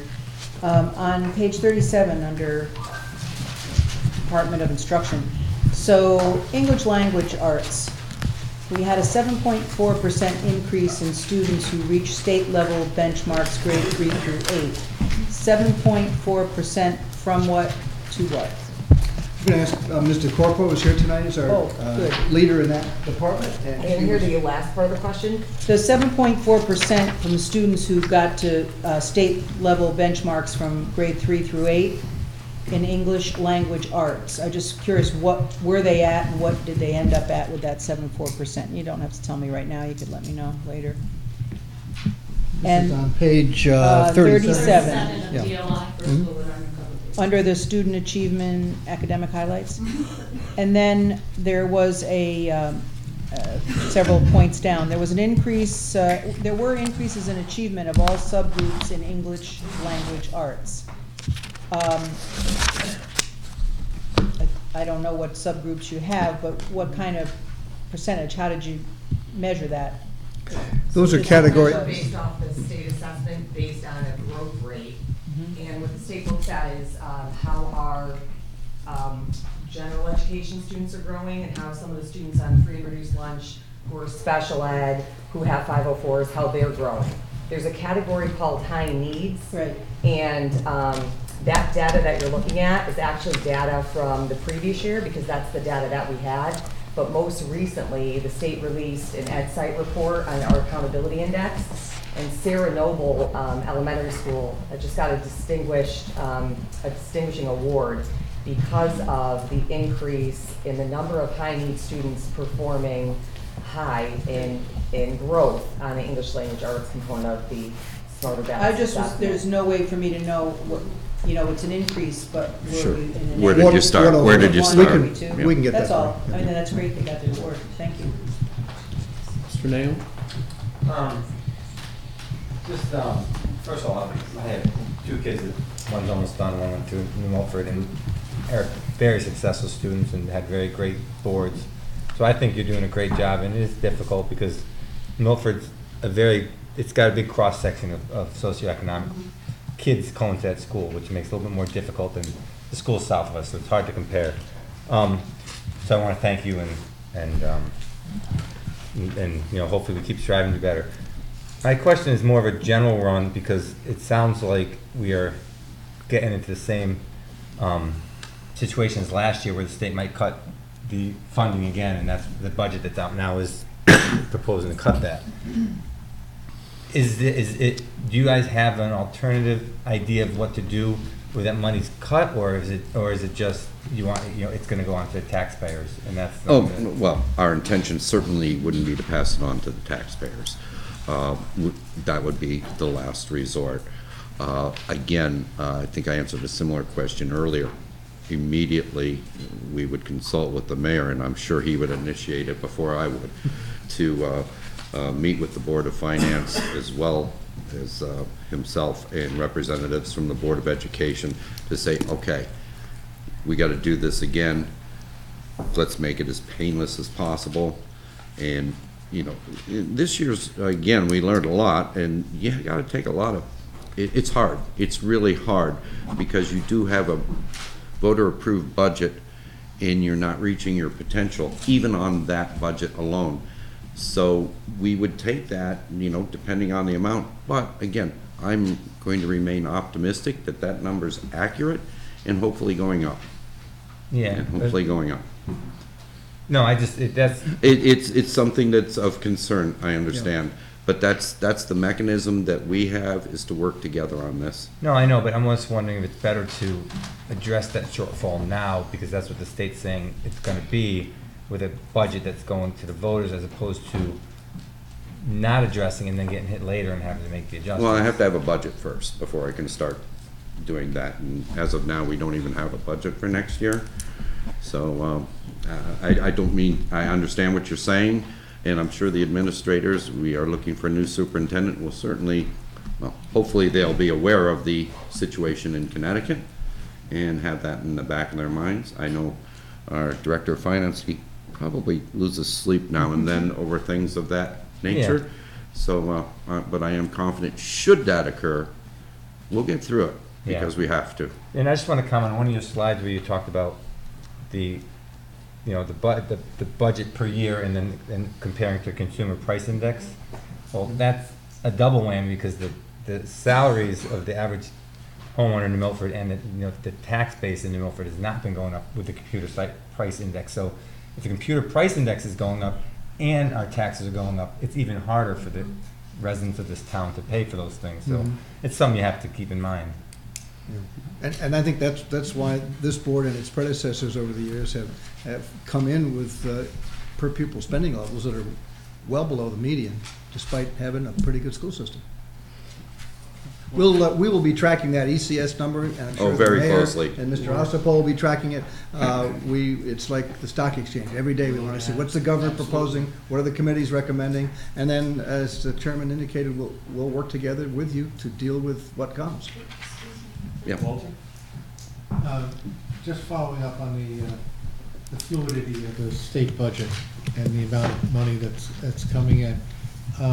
That's why I asked the question about the median salary, because one of the criteria for reducing ECS is where you fall in median salary, or below the typical cutoff statewide, which is a good thing. But I remember during your Board of Education budgetary hearings or meetings, I believe it was the high school broke down his budget and what was discretionary out of his budget. Maybe I'm wrong, maybe it was one of the other schools. But do you have a percentage of what your total budget is mandated either by contract, state mandates, or whatever, versus what's really discretionary, where you have the ability to move around? Okay, I'm not, do we have that, Anthony? I know we can get it. Yeah. If you don't have it, you know, we Well, can. the contractual portion of it is $824,030. Of that, $448,857 is an increase due to the teachers bargaining unit based on 348 employees in that bargaining unit. Out of the remaining 173,000 we're just talking salaries. Because that's actually, contractual. what I'm asking is, out of that total $64 million Right. budget, what ballpark percentage is discretionary, and what is really, it's locked in because of You're looking contract? more for the discretionary portion because the salary component is Yeah, I know, that right that's- there at Yeah. 824. So Just to be clear, discretionary means anything that's not contractual? Yes. Okay. Or mandated by the state. Okay. By law regulation. Yeah, that we can And do. when, at some point in time. Yep, we can Get that figured. for you. If you reference our budget overview, which is right before the table of contents, it would be after the introduction tab, your third page. One could say that the first two that the first one Ms. Spalbeck was stating was the salary increases, and the next one the benefit increase. Good. So the 824,030 plus the benefit piece of 250,494, that's 100% contractually driven. There are other pieces in the lines below that are contractually driven as well, but those are two solid pieces that you could pull out of the $1.6 million increase and say 1 million is contractual salaries and benefits alone. And there is portions of the other $600,000 increase that are contractually driven, but in other categories, like the increase for fuel or electricity and those sorts of things. Curious. We can get a chart worked up for Sure. you. Yep, we can. Thank you. Steve?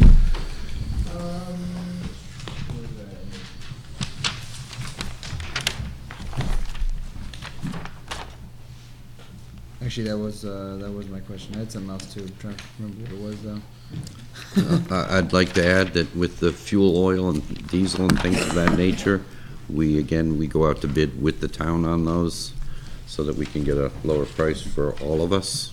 So I think we're exploring these new ways of collaboration, which are cost avoidance or, at best, and reducing both of our budgets. And I think that's the direction that we have been going, and we should continue on that path. Sure. Couple of questions.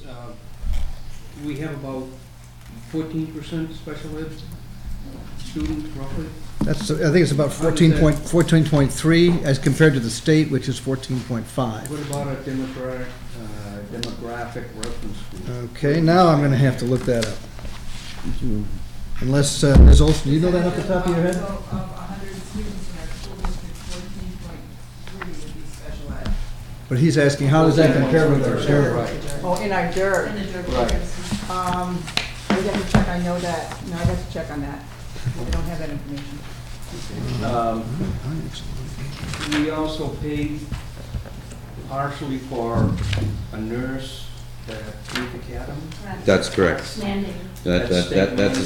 That's a state mandate. Well, we have several mandated positions that we have to provide. I do believe there's others, Anthony? I believe it's a .4. It's a .4 over faith and it's mandated. Any others out there that Of aren't mandated obvious? positions. Outside of our, Yeah. Right outside of our school. Yeah, yes, we do. special ed teacher, yeah. Special ed, not full-time, but at faith. What about that? We have a part-time teacher at Ville, a special ed teacher mandated, and then a nurse.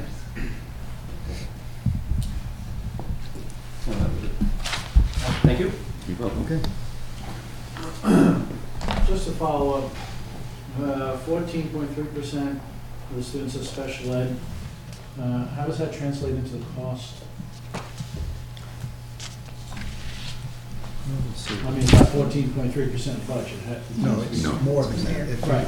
There is a special ed tab in this budget starting on page 44. Let me see if I can get you the bottom line here. Yeah, I see that. I just don't see the cost associated with it. For the special ed operating expenses, the bottom line that I'm seeing is $4,582,000 and change. Page 53. I'm sorry, what number again? $4,582,358. Thank you. And that is just for special ed, that doesn't include the pupil personnel number within special education or the LHTC number. That's just what we categorize as special education. So it's much higher. It is much higher, because we're missing those two other components. So how, another 50% higher, twice high? Give me, I Well, don't need an exact number, I just need a concept here. Like per pupil cost for special ed? Yeah, something like that, you know, just. Well, if we just took that special ed number, the one that I just mentioned, that's $4,582,000 round numbers.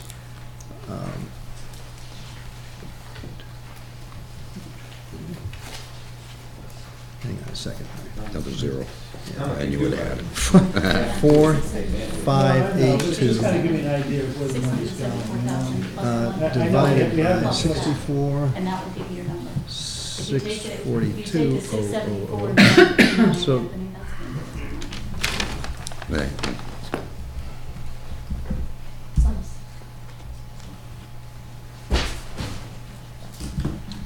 Just be patient, We have it, 3 line items. yes, you do. More than I do. So the question is, what percentage of the 64.6 million is the 4.6 million on the special ed page?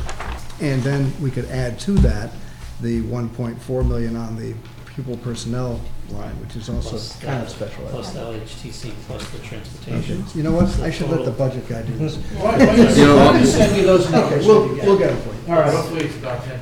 Yeah, it's, So, wait, 14% of special ed only costs us 10% of the No, it's budget? not. It's almost about 22%.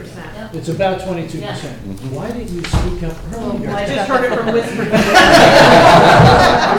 we'll do it carefully, Dr. Mullen, and get it back to, That is- 22% is perfect. That's the Thank you. ballpark. Okay. Percent of students for English as a second language? So I can tell you there was at least 152, we're projecting a little bit more than that next year. 152 out of 3,900. And if I may, Okay. could you add in the different languages we're dealing with? Not all of them, but having different languages. So there's 14 different languages in our community right now. The majority are Spanish and Portuguese speaking. We have the bilingual mandate in 2 schools currently, and the bilingual mandate will take place at the high school next year for that 3rd bilingual teacher. Okay, thank you. Just a few more. When do we get the ECS number usually? Well, that's it, Anthony. Yeah, it comes twice. The excess cost The is the excess number we cost. get twice. That's a revenue item that's in our Our budget. budget. I think he means From the big state. ECS grant. You mean to the. Education cost sharing? Yeah, the ECS grant number, when do we actually get that number from the state? Greg, you have to. When the budget's passed. Yeah, June 6th. Why don't you just move that? It's a big function of the state budget, so whenever they conclude their business, that's when we know. All right, thank you. A number, Dr. Tracy, you said before, kind of caught me by surprise. Next year, you say there might be 38 outplaced students? That's our estimate. That's 1% of our student population is gonna need to be outplaced. We have 3,900, 38 is 1%. You don't have to take your calculator out. You got this one? That seems like an incredibly high percent of kids who need to be outplaced. I don't know why it seems like that to me. I have no idea why. Well, But Mrs. Olson knows why. Well, You know what? again- I'm not gonna look at you guys anymore. Without let the women answer the questions, okay? Without getting too deeply into the particular disability, can you explain I can. why that Actually, number we're- is what it is? We're right at the state average of students outplaced. We statistically are at, I think, 5% was at the number. And in terms of our DIRG, we're right in the middle as well, so. So that's We take kind of those, an places average very number across the seriously. state. And very difficult to manage, because if someone moves in and they have a $120,000 need, we gotta do And it. that's a mandated cost. Yep. Yeah. And special ed's a mandated And, cost. and again, And we're second better, language is a we're mandated better cost. at And, diagnosis, and we're better at treatment. wow. Will regionalization affect us in the near future? I'm not even gonna touch that one. I think, no, with my experience, these things are in committee, they throw them out. June 6th. You know, they throw them out and they see what sticks. I would suspect that our district would not be affected. Okay. For the numbers, I think most of the districts can be affected the way they put it. The proposal, yes, but I don't have much, I don't have any faith in that. There's too much out there right now, we don't know. Last question I have. You put up the cost analysis of teacher salaries in towns very close to us. Yet, and this is just a personal reflection, teachers I've heard of that change districts don't go from here to Brookfield or here to Newtown. They go to Ridgefield, they go to Barlow, they go to New Canaan. Danbury. Where the competition is even tougher. No, where the salary is much higher. That's what I Right, mean. we're talking about salary competition, yeah. So, what I would really like to know, do we track where the teachers go when they leave here? If they're going to another teaching position within the area versus moving to, Indiana? Do we track that at all? Ms. Baldelli is here, our HR director, I don't know whether we If do they tell that. us, sometimes they don't tell us right up front, but then later on when we have to do some paperwork, we get a receiving document, so. Do you have a sense of where most of the teachers head off to? Yes, they're going south to the Fairfield County region, but we do have some teachers who've gone to Newtown, who have gone to Brookfield, have gone to Danbury. There is a range now of anywhere from, I want to say, $15,000 to almost $30,000 in difference from leaving us and going to one of those towns, depending on where it is. Those towns you're referring to, the ones closest to us? Yes. Brookfield, Danbury, Newtown. And Because those numbers didn't seem that way on the slide. No, they're coming, like Richfield is coming in there now. But Ridgefield was not in it. Reading is in there, so, I purposely did not include Ridgefield, New Canaan, Greenwich on that list because I didn't want to over-make the point, simply looking at. But that's where the students, that's where the teachers are coming. Yeah. Well, it's. No. It's not, Well- it's not just as simple as the money's there. A lot of the times, it's just if a teacher starts in Milford and we have a few pay freezes along the way. That's correct. We'll hire in a teacher that's lower than a teacher we've had all that time that's making more than them. So the only way that teacher can make more money is to go to another That's district. right. Then if they come back into Milford, if they're gonna do that, they actually can make more. It's based on the contracts and there's not much we can do about The it. steps of it. The steps in the contract. But we'll, so. I'll work with Ms. Baldelli, we'll see if we can't. Bottom line give you some is, specifics. at present, That was in the last negotiation. that's a correct analysis as well. Yeah. But the bottom line is, it is a $15,000 to $30,000 bump for the commute of 15. Well, we've had to 30 teachers miles. from Danbury come into Milford because of the bump and it allowed them to make more money. It goes both ways. Yeah. Always in the place. We do this whole time. It's awkward. And, It's Yeah, awkward. it's It's regrettable. I Correct think, about the freezes. You are. And then when, and that's part of negotiation. You combine, every town does it. Sometimes it happens more often, in one town than another. And so you always combine usually your insurance package and your salary and general wage increases. So we will get somebody, and shortage area plays into this too. The State Department of Education identifies 10 areas every year where there's a shortage of teachers.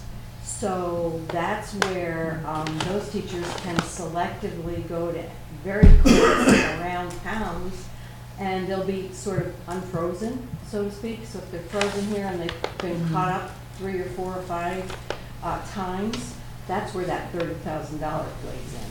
So it's not that much of a discrepancy in the base salary as it is. Base salary, we're about in the middle of the surrounding towns. But then when you add all those other factors, that's why the moves start to become more financially advantageous to folks that want to go. Thank you, Mrs. Lynn. I got one last comment, if I may, Mayor. I'm going to call Dr. Tracy 1.0 because we're now Dr. Tracy 2.0. And he was here years ago, he once said, oh no, I remember this one. He says, if the Board of Education is doing very well, then the town council says, well, you don't need the money. Then if the Board of Education is not doing well, they say, well, you don't deserve the money.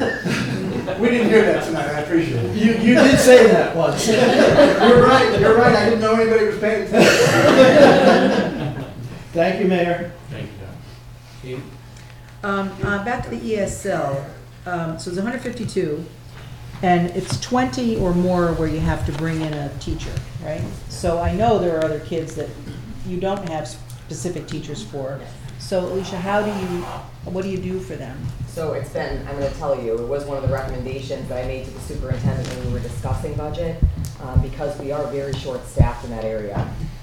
If it weren't for the mandate of 20 students speaking a similar language, I think it would be difficult for us to get teachers. That mandate actually helps us, even though they're very difficult to attain. We have to go to job fairs. Mrs. Baldelli and I work very hard to recruit, post. But currently, we have one teacher at the high school who next year services 17 kids in addition to, that's out of 40. Right. So excuse me, I said that wrong. 17, the 20 that they'll have next year will be serviced by the bilingual teacher. There's 40 total. So she'll service 20, and she also has 2 periods off to conduct all of the state mandated testing. So there's a home language survey when kids first enter our district to see what languages they speak at home and are they fluent in them, to see if they'll need services with us. From there, and that happens throughout the entire district. So she's testing kids for those 2 periods a day throughout the entire district, not only for the home language survey, but for the state mandated LAS Links assessment, which is the language assessment required by the state. Students have to receive a certain score to pass and get out of the program itself, and then receive services beyond that in a general ed setting. That's been very tough for us, to be honest with you. State assessments, students are receiving specialized supports there, so all of that runs between that one teacher and my office for all the schools in conjunction with the principals. Now, I've met some kids who could use it, but there's not enough of them, I guess, to help. And there's no option to send them to another school because they're going to have the same problem we have, right? So they just muddle as best. Thank you. Mr. Cosgrove? One question. When we talked about students with special needs, special ed, and I think you mentioned the identification is better. Is our methodology any different than any other districts, and are our programs any different on helping these kids any different than they surround? To answer that question, that's not my area of expertise. This one. We have state guidelines for eligibility for all 13 of the classifications, or at least the majority of them. So we have, as a planning and placement team, we come together, including the families, and we make those determinations based on assessments, observations, a lot of data, and so it's done very carefully.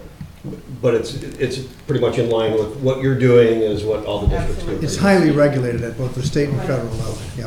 And our eligibility rate is consistent with the state. Okay, thank you. Any other questions? Doug? Yeah, I'm going to ask Wendy because she's probably the smartest one in the room.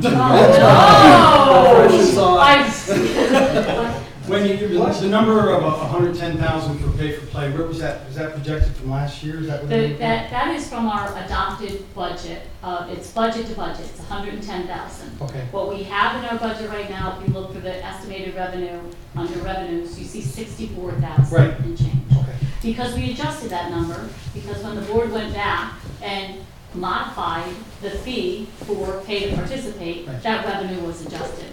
Currently, and we were just discussing this the other night, we are anticipating in this year's budget about a $12,000 to $13,000 shortfall in that revenue line by the end of the year. So it's 64,400, but what you're looking at is budget to budget, the 110, which you saw on the slide, and now the 64,400 is based on the fee schedule that we changed it to. So we adjusted that revenue. So that's how we're getting that number. And so when we reviewed those numbers the other day with pay to participate and participation and what we've collected, we put it on the record that we do expect that revenue line to be even smaller. Is that because we had less kids participating in sports based on what you projected? That and the amount that we would charge. And other kids that get 3 months. Yes. Yeah. Yes, all three of those. Which. And that was a big concern of mine, and I got the numbers from the AD. He sent, actually sent Councilman Naomi, and he sent to me, and there was a big difference, almost 15-20% decline from just the fall numbers. And he projected this spring. For the participation? Yes. Mm-hmm. And so that's a concern, and personally I know that some kids didn't go out because of the price, and the parents couldn't afford it, and the parents didn't want to ask for help. So Right, and I think that's an excellent point. That's an excellent point. So I don't think, and I'm never in favor of pay for play. I think it specifically targets a certain group of people, and it's not fair. It has been, as many people at this table for many, many years have known that this has been a very difficult, contentious at times issue. It is out of the budget this year, but we also have to recognize that the board is very conscious of trying to keep this number as low as possible, but also recognize that we are adjusting a revenue stream as well, because the board felt in unity that it was the right thing to do. And I'm happy with it being taken off, but I'm never in favor of taxing, and I call it a tax.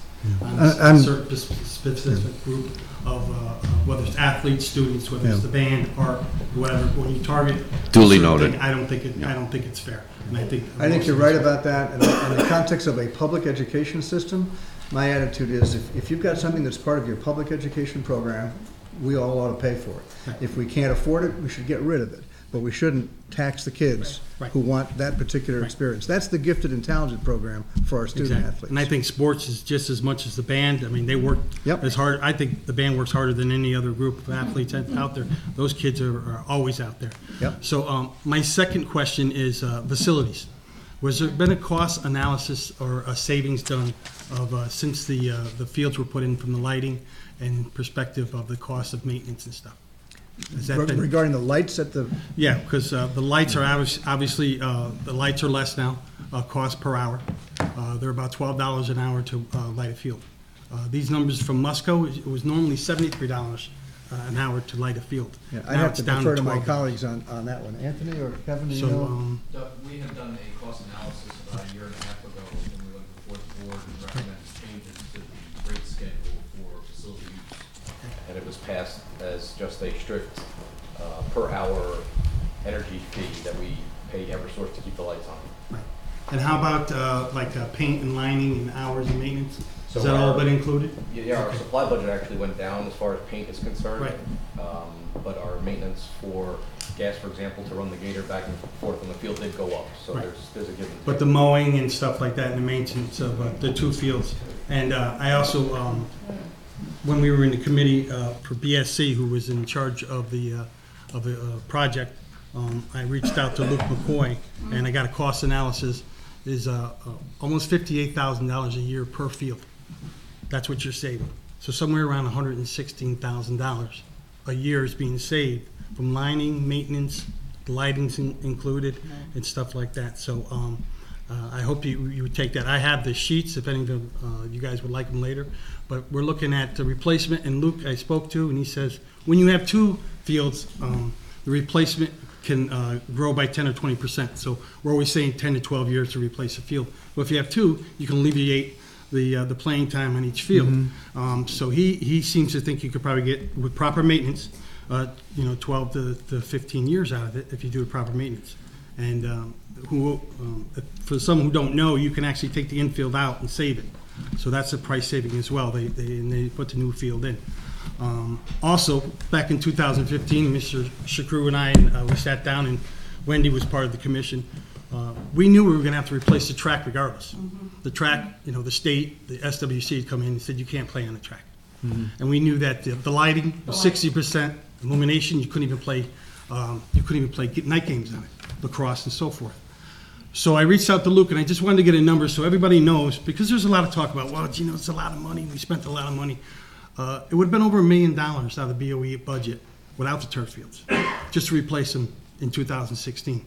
The track, the new lighting, and that's not even including the south part of the field that the drainage was broken. And so we were having to take SWC home games and move them away. And so I also reached out to the AD, and Mr. Shakru would know also, is that I said, how many games were canceled back in like 2014 and 15? Because we had 6, maybe almost a dozen games where we had to move buses around, we had to cancel kids. And so then I asked them the last couple of years, I said, was there any cancellations due to field conditions? 0.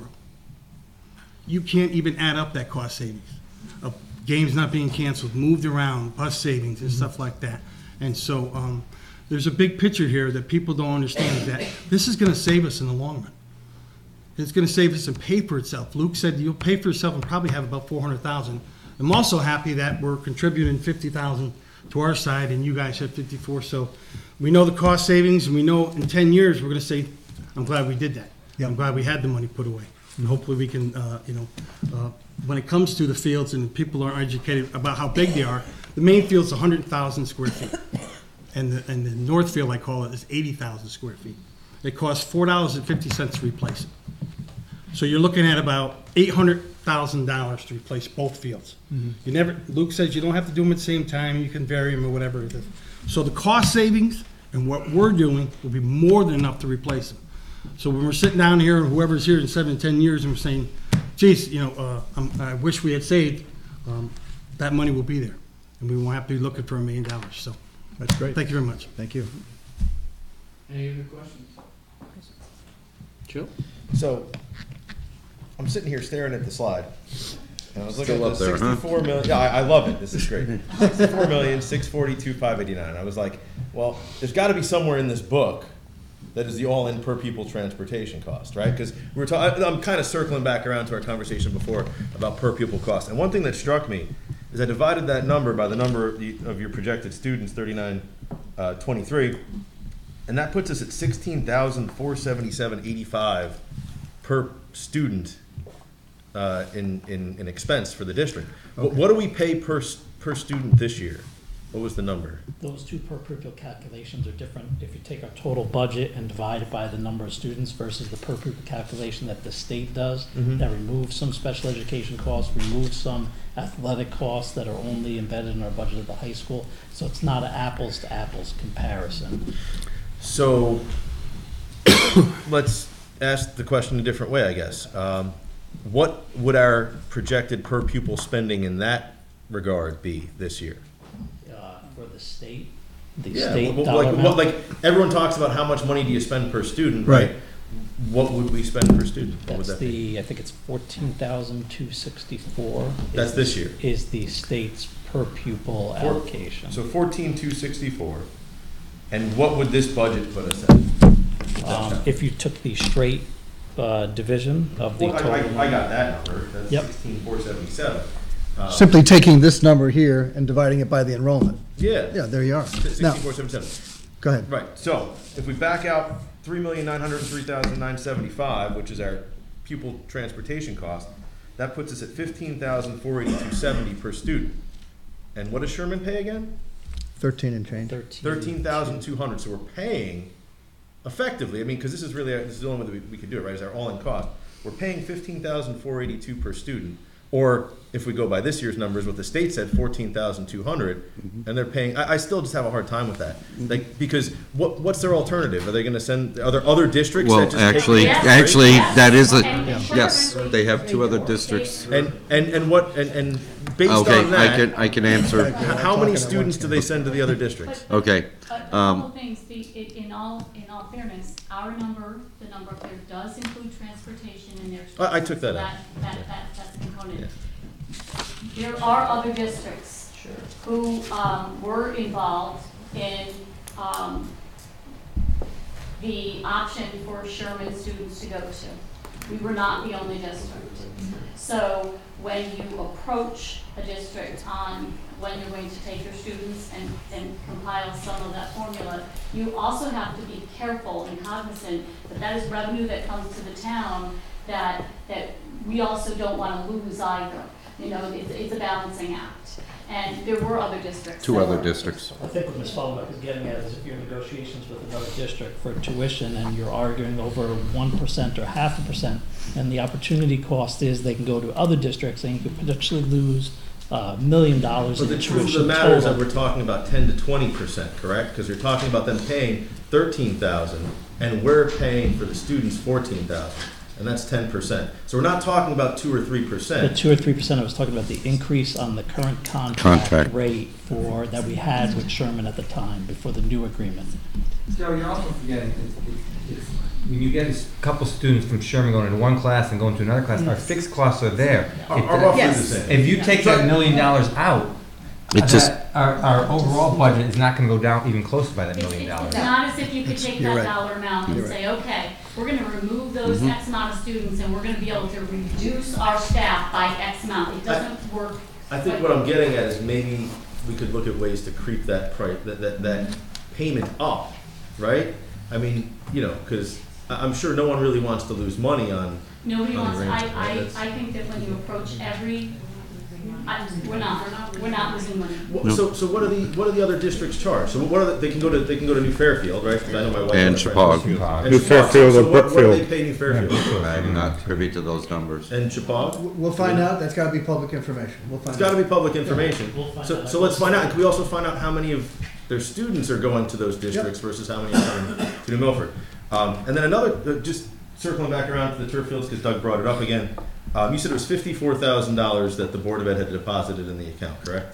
50,000. 50,000 Out we of the did. end of the year balance Mhm. and 4,000 based off of some of the roster fees. Okay, so from the fees, we're generating $4,000 in usage, and how many, like, what are the fees, and how many times are we collecting fees throughout the year? Like, is it, like, do we have 100 games and they're paying $400, or? Those are those are roster fees. Those are a little bit different. We're not charging our students to use our field for school games. Those are roster fees for out of Youth sports and. Yes. And Yes. championship games from other towns and stuff like that. So when our fields are not being used by our students, Like at night. it now has an opening for usage, because one of the purposes of these fields was to also take care of our students, to really capture the use of that and embrace the sports program, but also to make it community friendly, so other entities could use it if it wasn't being used by our students. That was the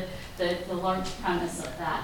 So those are roster fees. Those are not game fees. Those are two different things. So like youth sports use it at night, especially in the fall when the time change and they can't go anywhere else. They get to play under the light. And the in-town students pay. I mean, in-town teams pay less than an out-of-town user. It's a higher fee because the in-town are, of course, So can you taxpayers. send me a list of what those fees are, and roughly how many times throughout the year? They're we're right on our actually website too, Okay. but we'll get it for you, Sure. absolutely. I know we know them, and we have them. We do, those are posted because you have to sign up for them.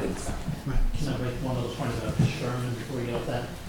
Our current contract with Sherman extends into 1920 and 2021 as well. And it does have incremental Yes. increases. Yes, it's not locked. What just is the bottom line? How much money have we made by using this beautiful new field we have for people outside of our students? I didn't know there was a different cost for some being in town versus out of town. But I'd just be curious, how much? We can get you that number, carving it out from the regular roster fees and separate from the. And when you say regular roster fees, put that in a lay term. Roster being, I'm from Naugatuck and I want to play here, or roster is, I'm from New, okay, it's per player. Is that how you charge? It's a per player. You charge people by per player, not No. by the fact I'm coming in with a team? The roster fee for somebody living in New Milford is $5 per person per season. Oh, so there is a difference for someone living in New Yeah. Milford. Mhm. So I have a pickup softball team, I would have 12 and you charge me so much for those 12. If I live in Brookfield and I want to come here, you're going to charge me more. Yes. Okay, so I'd just like to know. It's not. Yeah. There's a rate We'll get for. the- I like the bottom line of what we're getting out of this, along with the savings on the Right, lights and the actually, to mowing. that point, without, That's fine. discussing this point, but it isn't important, although it's not particularly. It's embedded very in this, important because that is was part of what sold it. Well, but that is part of what sold it, and also we know this is an expense that's coming. We know as sure as we're all sitting here, eventually those fields will have to be replaced. Oh, we know that, yeah. And with that in mind, we're not going to replace those fields off of roster fees. It's just not gonna happen. No, So but that's not what I'm No, asking. but. That's not what I was No, but getting at, what but I'm I saying understand. is, we know that that's a low amount, and so now you have a Board of Ed contribution, you have a town contribution, and that's another piece of it. And we hope to Okay, keep that I'll just partnership go back going to as what well. Councilman Skelly said, that he said that $116,000 was saved through the not lack of mowing, the new track, the lights are less, et cetera. So I think what would be nice, not necessarily, don't need to know it now, and you've got a lot going on, but it would be nice to see a nice condensed I know that. sheet that would tell us, this is how much is spent, this is how many people are using it, and we're making X. This is what it's now costing us to do all these things. It used to cost us this.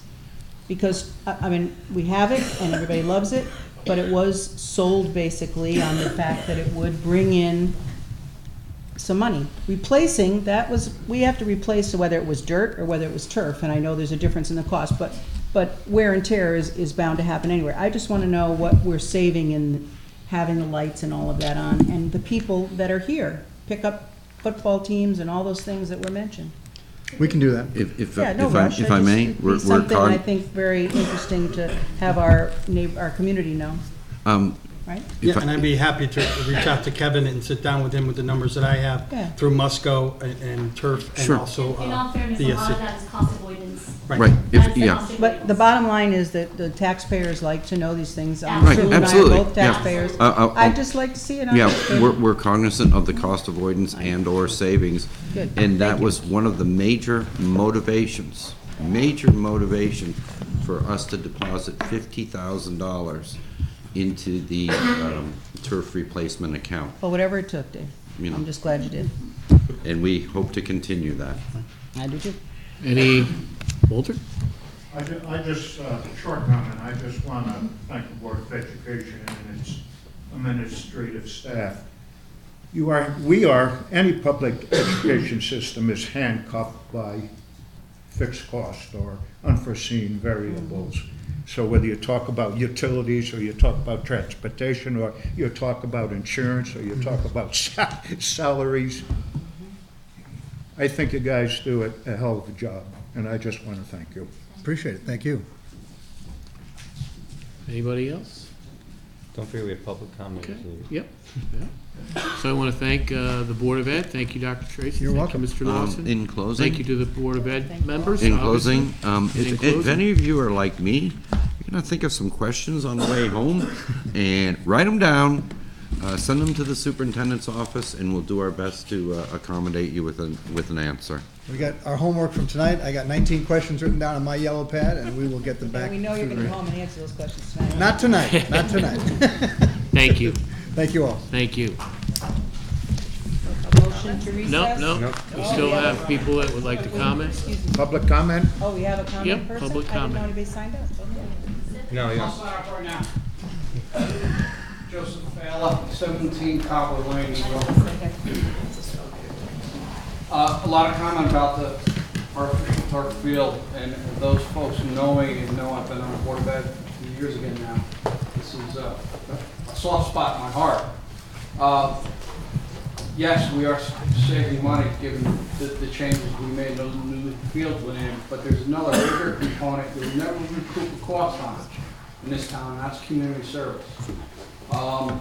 We're providing, anybody that travels Route 7 any night of the week will see those lights on 7, 8, 9 o'clock at night. We've agreed to shut them off a certain hour for the homes around there.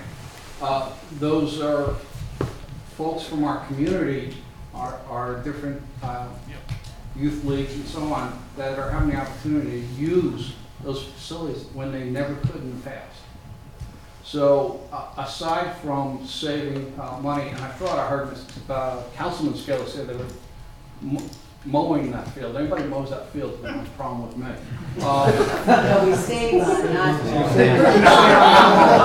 That's what he said. And the other comment that you've heard me make with regard to those fields in the past, when you enter into this town on Route 7 coming northbound, the first thing that any of us know who've invited friends or family or people to come up here, the first question in their mind is, what is that building on the left? That's our high school. It's big, it's beautiful, it was well designed. Yes. I've heard comments about the roof and want to put solar. I never want to see solar in front of that building, destroy the beauty of it. And it's a new building. It's an investment. It's one of the town's, it's the town's biggest asset. We don't have a larger one. And we have to continue to keep that the asset that it is. People come in, I want to buy a home. What's your school system like? What's your high school look like? You guys have the state-of-the-art athletic facilities in Connecticut. There are most of the colleges in the state do not have what we have. Our lighting system is won architectural awards around the United States. So we accomplish an awful lot they can't recoup in a dollar amount. Now, we knew when those fields went in, we should be saving $100,000 a year so that they can be replaced at $1 million in 10 years. Given the quality of it, we're right, we'll probably get 12 to 15 years out of them, save us a little time. But the dedication to those, if we were smart, we'd be putting that kind of money away now so that when the next Board of Ed and Council comes around, it's a smaller amount of dollars that they have to put out to replace those fields. But, you know, and the only thing I'll comment, as a citizen, not as a Board of Ed member, our school budget, and it was reflected in the slide, it is tight almost every year. And our administrators, our teachers, everybody does better than their best. They put out they do amazing work to accomplish what we accomplish here. And we have a great school system. And we do it on a nickel and dime. 3 minutes, sir. 3? I'm at 3? You're at 3 minutes. And I know, Mr. Barrett, how many more do I have? That's Zero. Somebody will give up 3 minutes. That's right.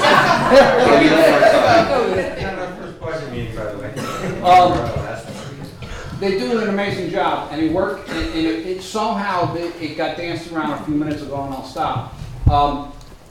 The discretionary part of each one of these components, particularly like even the high school is something I brought up, is so small. With the high school, and I might be off by a little bit, has about $120,000 of discretionary spending for odds and ends. And we asked Mr. Chagru and his staff to do the impossible with almost no extra money. Everything else is mandated, required, contractual. So what these folks here do is something, and the hours they work and the dedication to educating the students of this town can't be matched. And that's why you saw a 9-0 vote on this budget this year, because they just need a little help to get there. 4 minutes? Thank you, Joseph. 4 minutes, thank you. Does anyone else like to address the? Yep.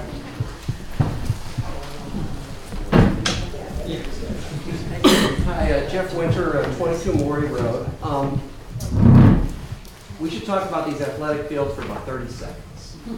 30 seconds. And I'll tell you one thing, the fields here are better than a lot of colleges. So I'll tell you, my daughter goes to Eastern Connecticut, their fields are awful, their basketball courts are awful. They do have a nice indoor facility, but the outdoor stuff, awful. Our fields are great. That should be about the extent of what we discussed here.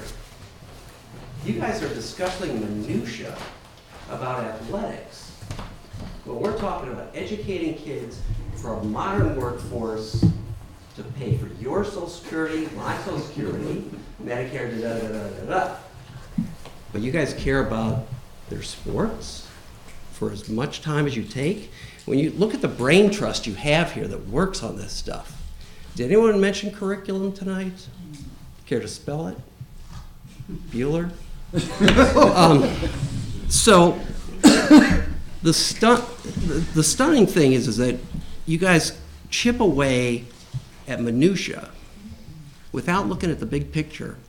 And that was brought to light more than any other time at the very first budget hearing, when a dentist, not an accountant, but a dentist took time out of his afternoon. And in that period of time, he figured out that there was a problem with the audit. There are two documents that the people at this table should focus on each year. That's the budget and the audit.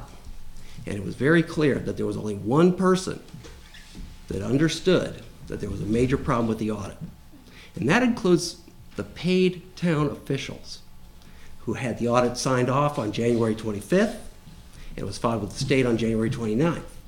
And it took a dentist until February 19th, with 3 hours out of his time, to figure out there was a huge problem. What do we pay you for? Do you read this stuff? Do you read this stuff? Why do you run for office? Do you do your homework? I care about sports too. My kids all played soccer. My son was MVP on the tennis team. I love sports. But let's focus on math, science, special ed, getting these kids jobs. Do your work. Read something. Thank you. Thank you, Jeff. Anybody else from the public?